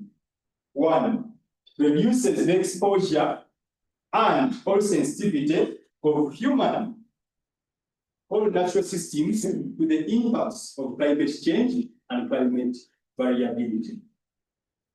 Why do we construct houses? To sleep in at night. So we are adapting. 2, if it is increasing the adaptive capacity and resilience to current and future climate risks. So we have 2 aspects. The first one, reducing exposure and sensitivity to the impacts of climate change and climate variability. The second one is that.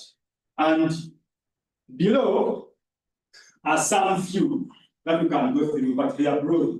For example, incorporate new climate change and climate change variable resilient designs and standards. Okay? Now this is a level up. I'm told there are standards for climate that are enforced even by NbS. Then provincial level agricultural vulnerability and risk assessment studies and maps. I told you we have a national vulnerability atlas that was made. So that is at national level still. All those are aimed at what? Adaptation. Then design and implement risk transfer and social protection mechanisms for agriculture and fisheries. So where you are giving social protection in areas like Karamoja, which you know, all in an area where River Nyamwama has done what? Has passed. You are helping them do what? Adapt. Okay, so that's classified as a climate adaptation action. Or you can say rehabilitation of degraded watersheds. That's also an example of adoption. So now, I'm waiting from you. Give me just like 3 examples of adaptation. I've been giving broader what? Broader things. Can we have at least 5 examples? on adaptation actions. One, randomly by each person. Just random. Yes, sir. Microscope irrigation, dry season. Okay.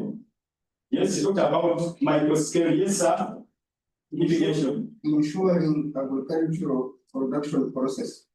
Ensuring agricultural production process. Okay. What is adaptation? They are doing what? Okay. Fine. Because insurance, when the loss occurs, the insurance comes and pays you. Okay. It doesn't or it doesn't, but it pays you because climate impacts have acted on you. So that's what? Adaptation. Very good. You had use of fertilizers to compensate the loss of fertility.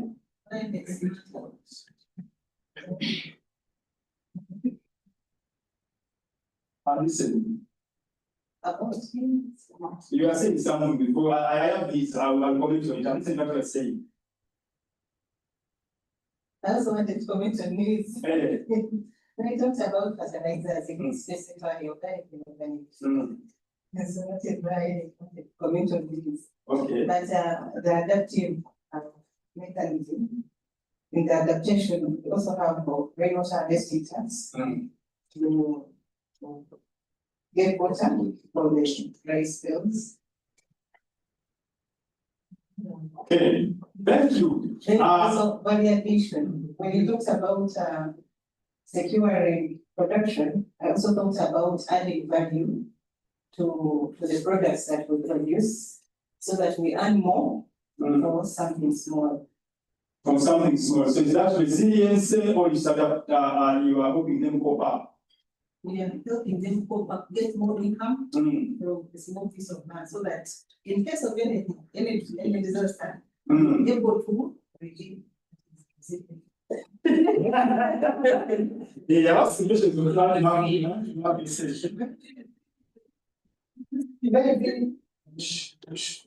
just want to modify her statement and so that we can come up with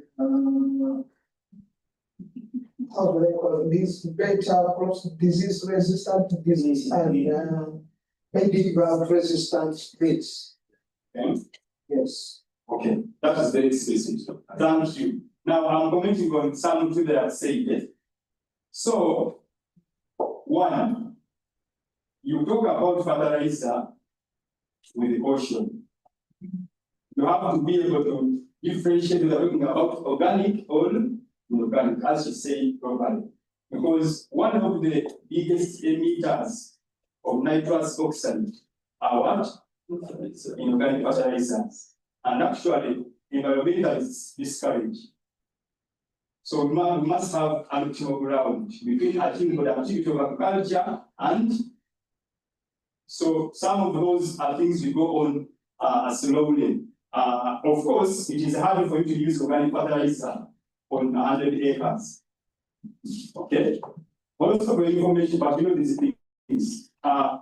India faced this challenge. It is wrong for you to use inorganic fertilizers alone. For 5 years, 10 years, 15 years. Completely wrong. Why? The organic fertilizer only gives you, inorganic, I mentioned inorganic. The inorganic we mean these ones we buy from the what? From the markets, the NPKs and what have you. It only gives a nutrient and short time. Whereas this inorganic, the soil is organized in such a way that you get the nutrient and the microbiota, the microorganisms itself. Now, if you continuously use inorganic, you are depleting continuously the soils with their microbiota. The microorganisms are disappearing slowly.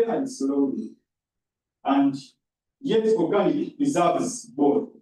Okay? So it's India suffering the same, and they have to revert to a blend of using organic and inorganic.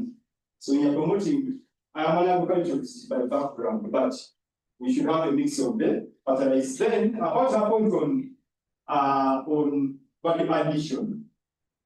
So where it is, you see, where it is explicitly done to support their resilience to climate, and you are sure that is. But you can't take it broadly that every value addition initiative is what? Is adaptation or what? Or mitigation. So there you have to be sure that I am in a community that is experiencing this, and we are helping them to do value addition so that they can earn more. Okay? But not every value addition is going to be taken as what? Adaptation and mitigation. That's because someone will be easy, where maybe their floods has done is going to value addition and studying it as adaptation. Adaptation. That me also in Kampala, where there are no floods, if they are not there, I should also call the same activity adaptation. That's the difference. So the context matters a lot. Okay. So thank you very much for your active participation. Now, here are some examples. These ones you've said, so I'm going to go through with them. You've said them. This is value. This is a what? What is this? This one here. So it's a data. Yeah, it's a data. That's irrigation. Okay. So here there are a lot of things to help enhancement forecasting and warning capabilities.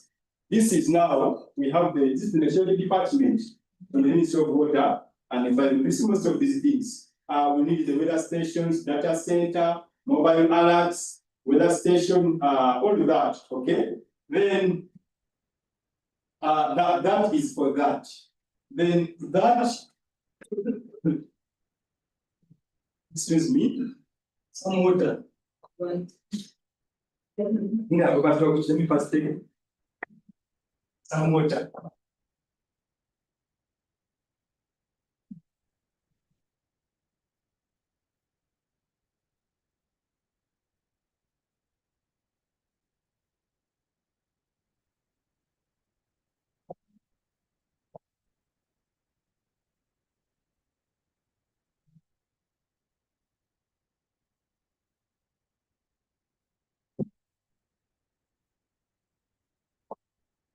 So you've gone through that. I need to explain. You've read whatever is there. Those are just graphics to show you what we are saying. Most of them, you will say it.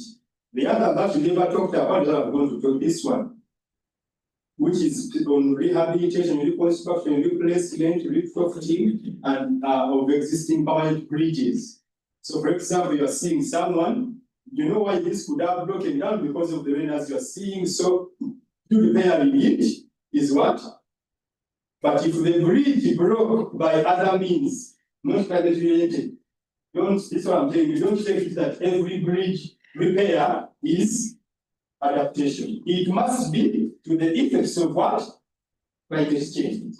If not that, all those bridges, but if you start repairing, not in line with any of this, don't just start it. Okay? So we go to mitigation. So mitigation, any output or action can be identified as climate change mitigation if one reduces greenhouse gas emissions, reduces greenhouse gas emissions. Here I gave you an example. Not like breeding, but as you say, breeding and be done two ways. Breeding, you can breed climate resilient breeds, but then you can also have high yielding what? Breeds of cattle. In that I weigh fewer than having many that release a lot of what? Gases. So that is an example of reducing greenhouse gas emissions. Okay. The same applies to the clean energy initiatives. That you are promoting the use of hybrid vehicles because as you drive and reach a given speed, they will switch to electricity and leave alone fuel, which reduces the combustion of those gases. And then two, increases greenhouse gas sequestration So this is absorbing the what? The carbon, and then protection of carbon sinks. Carbon has a possibility of sinking down into the mantle. Now, where you come and promote activity, sometimes mining can, that make this trapped carbon escape, then you are against this. But if you are protecting these carbon sinks, then such activities are what? Are for mitigation. Are you together? So as I've said, like,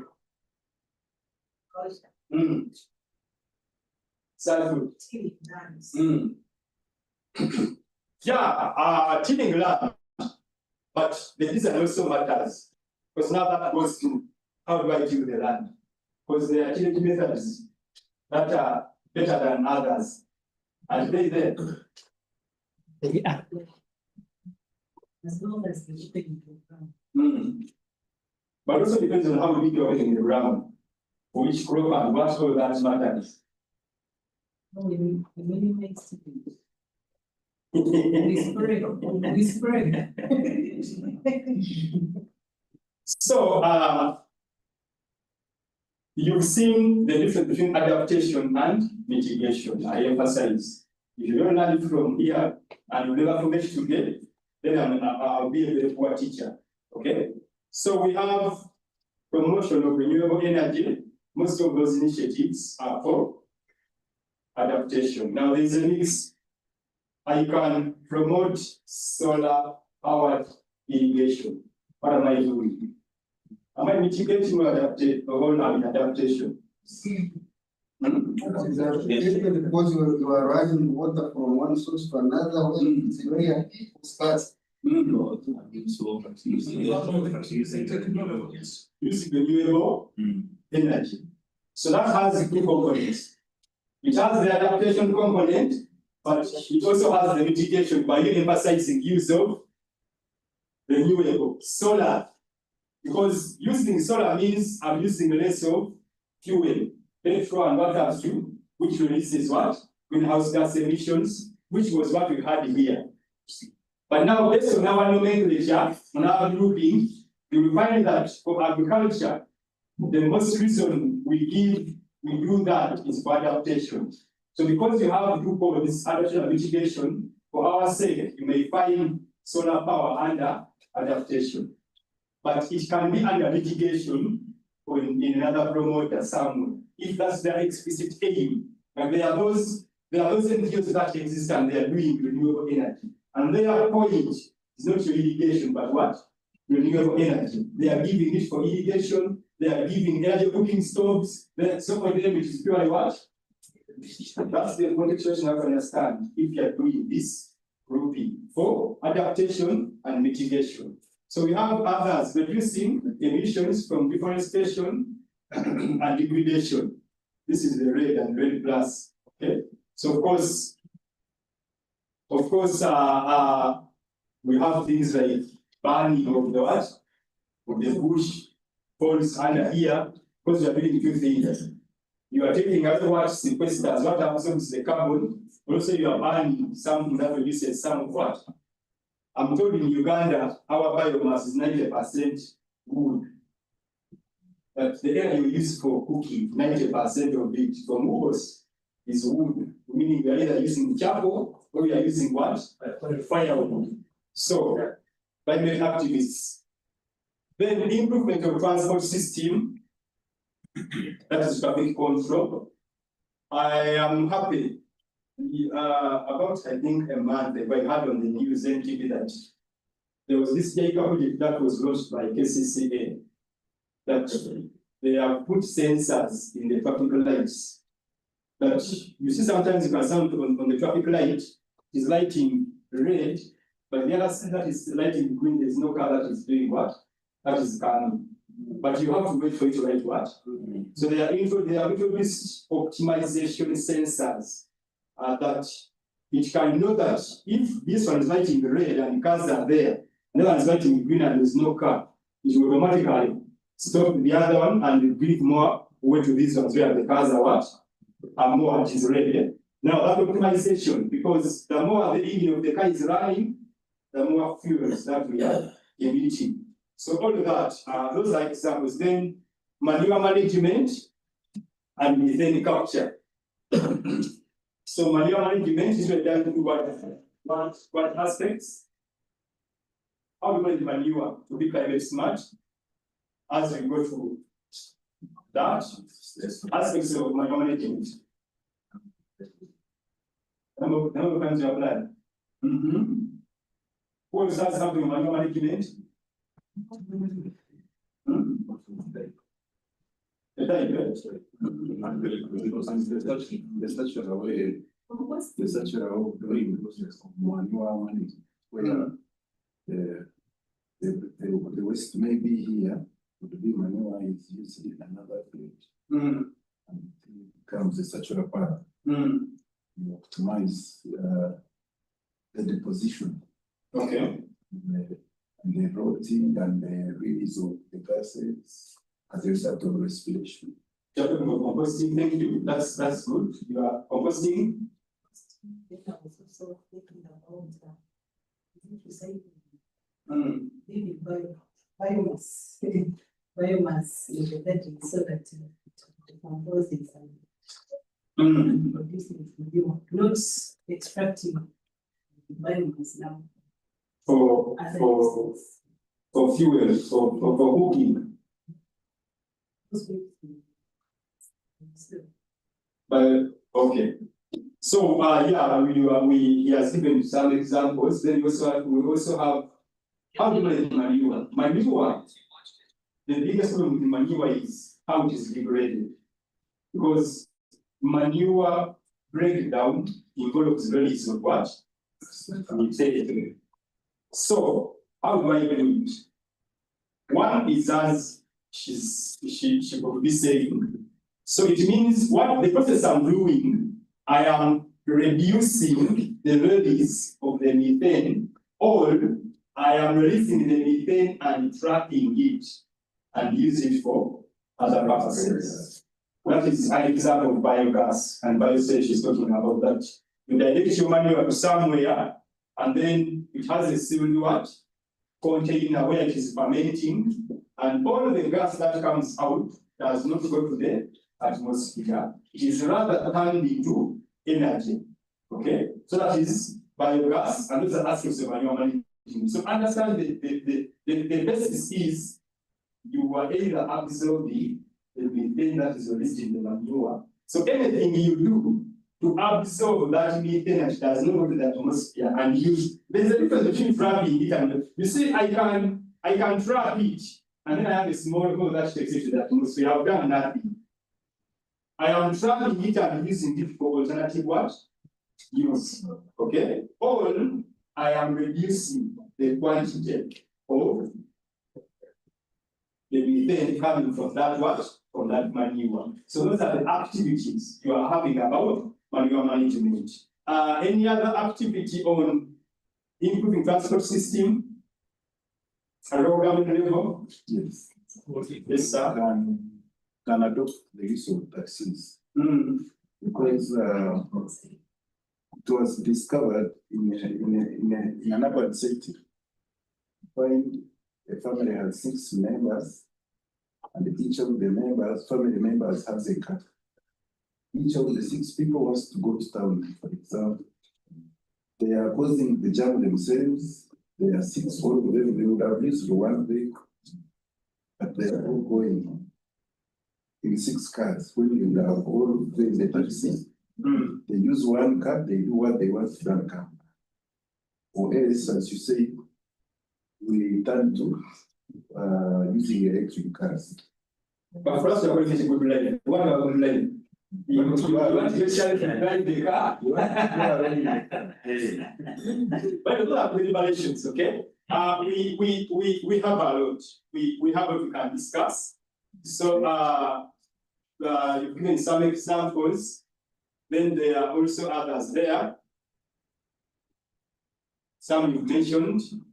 All these you've mentioned. And there are reasons. You get these presentations for you to to make a difference.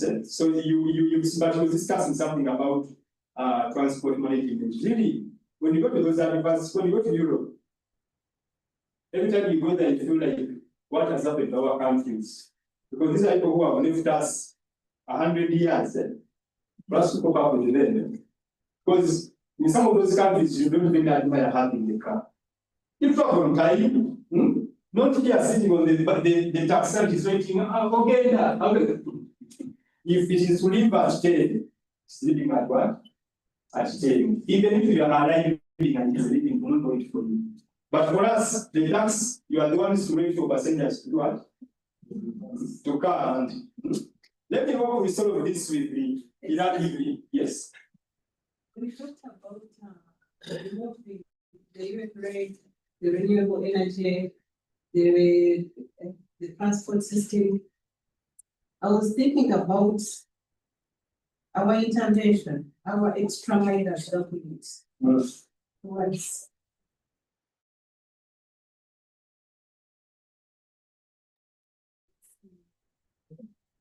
the Kira motors, the Kira motors is very nice. Let me, I see the electric motorcycles, I guess it is also private. I would expect maybe government to levy a higher tax. Once we go to the contract, say, one six.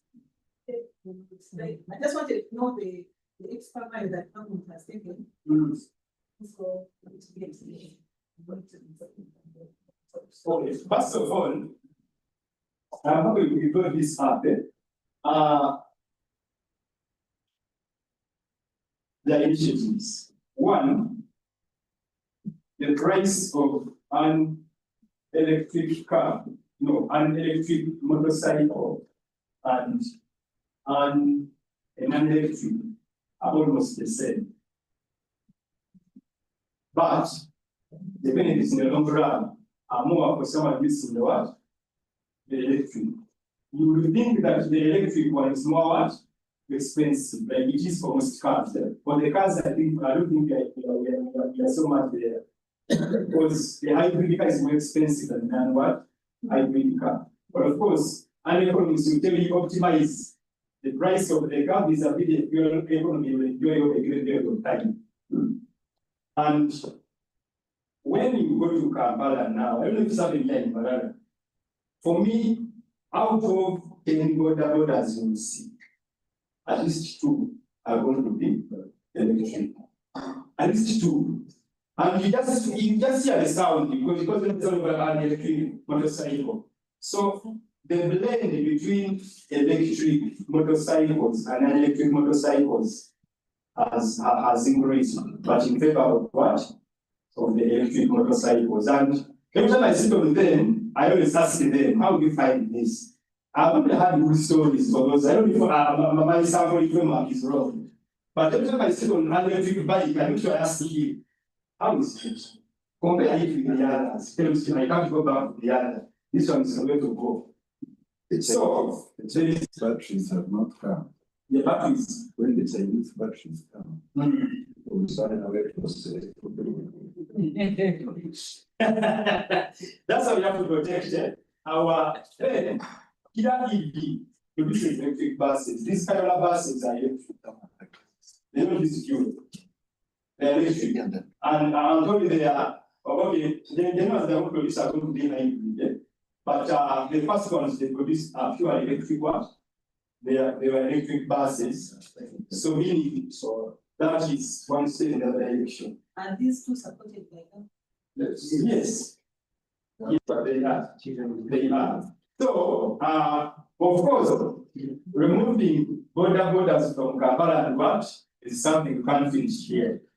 Because let's argue that the state is organized at the moment and removing them is not something.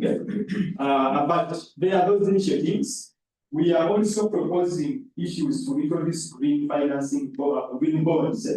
That I can buy a bond that is climate smart. Those green financing bonds, that is the climate finance unit, they are working on all those frameworks. Yeah, there are other initiatives that are going on to be climate watch. So you have a president that is already It's not all. Hey, sorry, I will be using pockets. Yes. Certainly that is mature. Just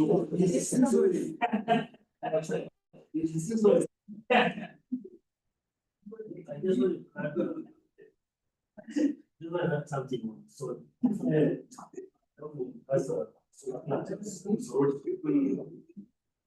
Producing over, I think, 60 megawatts into the national grid. Those are some of the initiatives I also trying to come up with. Then there's a new one being built in, I think it's unfortunately. Yeah, the same aim to add more watts to the national grid. And that is solar, very big solar. Okay. Yes. So that is, you are getting more insights. Another one is, when they are making fertilizers, they use hydrogen. Hydrogen, for those who remember chemistry, in all level is produced using the Haber process, which is accustomed to the use of a lot of release of greenhouse gases. So what they have decided is they are now trapping hydrogen from water, from the carbon. When that process of the water, how do they call it, swirling there. So that's they can be able to trap hydrogen. So we have a green hydrogen fertilizer plant being established around Karuma to ensure that you are green in your fertilizer, your fertilizer production. So there are several other initiatives that are going on in regards to the green economy. What about there was a proposal industrial production of energy from the wind in Karamoja, those places of Karamoja, trap a lot of wind and produce so many megawatts of power. It's not yet there, but that's the reason they do three-phase power to Karamoja, but it's not yet established. But they are they are initiatives by government, by the intentionally, not just randomly happening there. They are intentional. Then we also have the biofuels. We have the biofuels Act of 21, I'm forgetting, but its aim is to promote the blending of petrol and fuel, biofuel from sugarcane, bagasse, and what so that we reduce the consumption of fuel. And we have a plant being commissioned to produce biofuel. Like these guys who are doing these sugarcane people, most of their fuel they use, their energy comes from the bagasse, which is a byproduct of sugarcane and milling. Chris, you have something? I had something to inquire from him about the rapid bus. How far in terms of transport, the rapid bus system was to be put. Yes. What is that? Okay, so the idea was to do the way we had done with the buses that were parked at Namboling, Pioneer. Okay, Pioneer. But things happened with Pioneer, which was done after.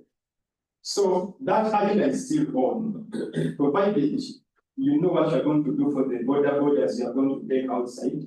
But it's to take, I know in the next 10 years it will be effective.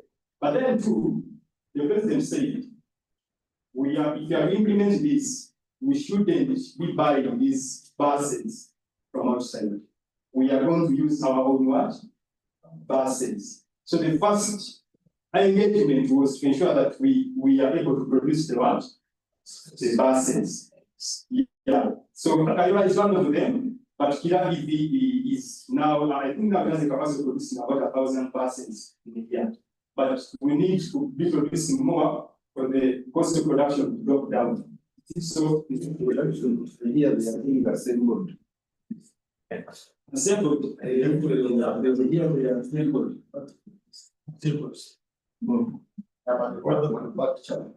You see,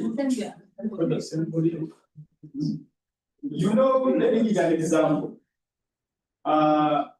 Bombardier is produced by, or is it for wind something?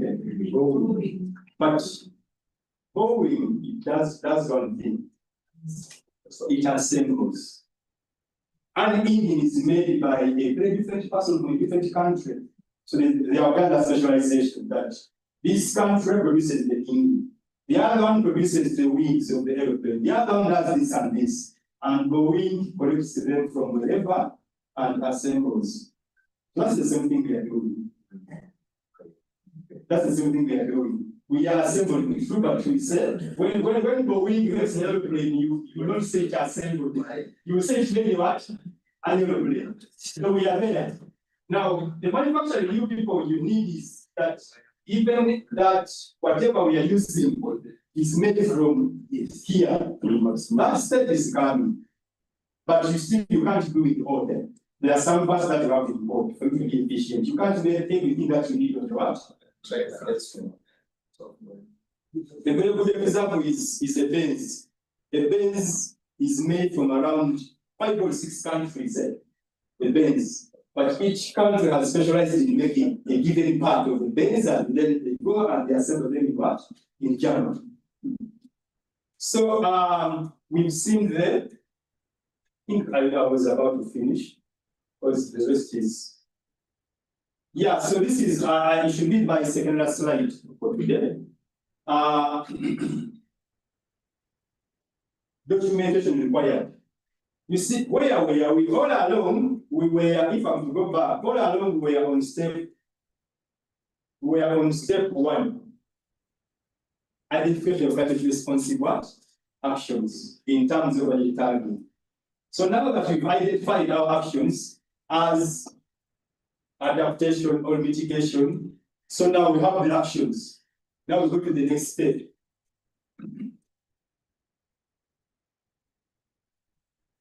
Which is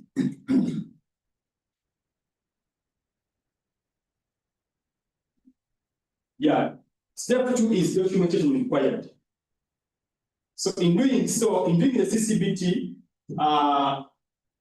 manually,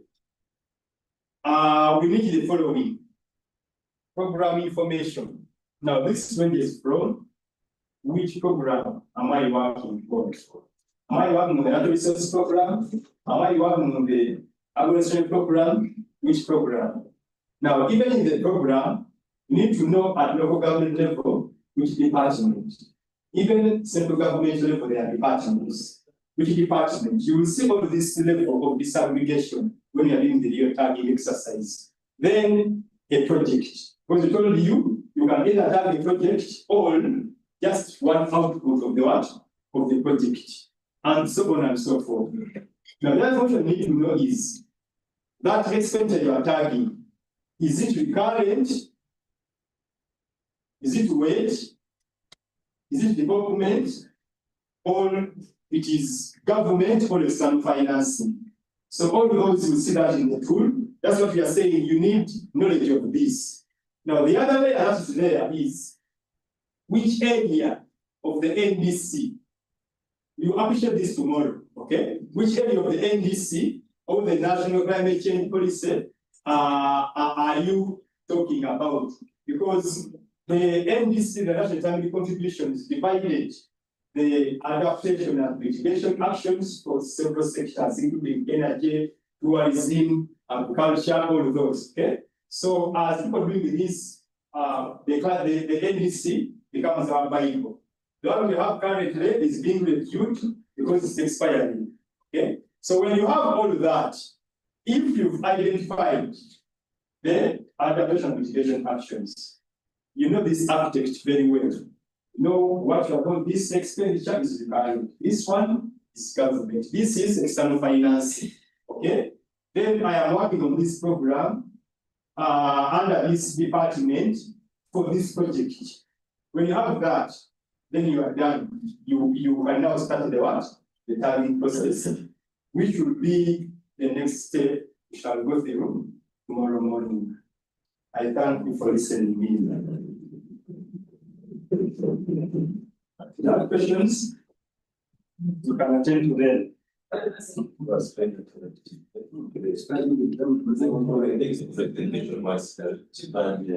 We are asking respond. So when you talk about the rating, yes, for an objective that has a climate component in it. So you consider the whole project as climate change responsive, right? But for the objective, you said when there is the objective has climate in it. There is climate integrated in the objective. That means the whole of it is a yes. But there is where you find that the objective doesn't speak to climate, but you go down to the activities, you just rate those activities to actions, right? But now I'm wondering, what if the objective is climate responsive, but then when you go to some components of the project, they're not actually speaking to climate change? How do you handle that one when you've already said the whole of it is climate responsive? And if you're to budget and you overestimating, because there are some components that are not really speaking to climate change, given that the objective is speaking about climate change. Okay. Let me give an example. We have an intervention under agro-industrialization that says, undertake climate smart agricultural practices. That's an intervention. Is that climate responsive or not? Very much. It is. Now, when we are saying undertake climate smart agriculture, everything you are doing there is aimed at climate responsiveness. Now, in such a breakdown, you may have fuel for that officer, but that officer is going to do what? Supervise the planting of trees, supervise the what, all that. He's doing it for climate purposes. Now, where you find that majority of the actions, for example, it is doing climate smart agricultural practices, okay? But then most of the interventions fall outside, then that is wrong planning and mapping, which we don't expect that you having a very good objective on climate smart. And then what you have, that is hiding. Yeah. That is hiding. And by the way, it is good university. I think people to get money could give me that for learners. You write an objective, very smart. Definitely it will be a service, because we believe that by the time I have an objective, climate smart, then even what you are looking at as non-climate smart is supposed to support the attainment of climate responsive work actions. I'll give an example of the fuel, supervised extension workers, and what all that is being done for. But if it is fuel taken for campaigns under climate smart agriculture intervention, that one is not climate work, and it will be wrong what? Wrong planning. So the idea is it is okay to scrutinize an objective, and that's why context specific matters. You could be right in knowing that this objective was written to suit a purpose of some donor somewhere. But I know that half of the interventions or actions are really not. They are different things. Then please don't start. They are go to the objective level, go to action level, and tag actions. And you are the people who know this better. That's why this tagging is done by the very people. It is hard for me, I can only guide. For example, in health, to tag health interventions. I can only guide. And then when you list it, I will say another one may not be because of this and that. Okay? So I think I've answered your question. Okay, so please let's not make those mistakes. And we have seen them. We have seen them being made. It was a good question. We end up inflating the expenditure on climate. Like it will be hard for me to find this. The project is called Climate Smart Agricultural Transferring Project. So I expect to find 90%. Even the recurring expenditure there, Even when I'm paying the staff, I am paying them to monitor the people undertaking what? Climate smart. So I will not pull that expenditure out in and say, no, this is not for climate. You know, we are doing it for what? For them to undertake that. But if it comes out differently, it is for doing other things, then the context matters. Any other? I think this marks the end of today's session. Thank you very much.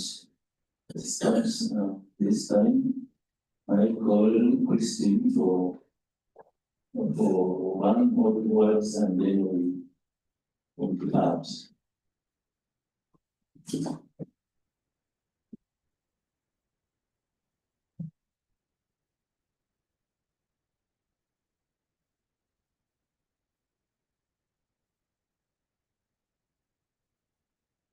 It's just thank you for your active participation in today's session. In terms of administrative announcements, we shall be handling you tomorrow. So you expect to cross-check with everything. But if there is anything that may come up, you will still see on your mobile money number, any message that will come up. Otherwise, I want to wish you a good evening and welcome you for tomorrow's session as well. Yes, it is half day, so we shall be able to travel back. And thank you so much. Have a great evening. Thank you, Mr. Makuma, for moderating the session. That shows that participants are also happy for the work that you've done. Thank you so much. And thank you, Israel, for presentation and for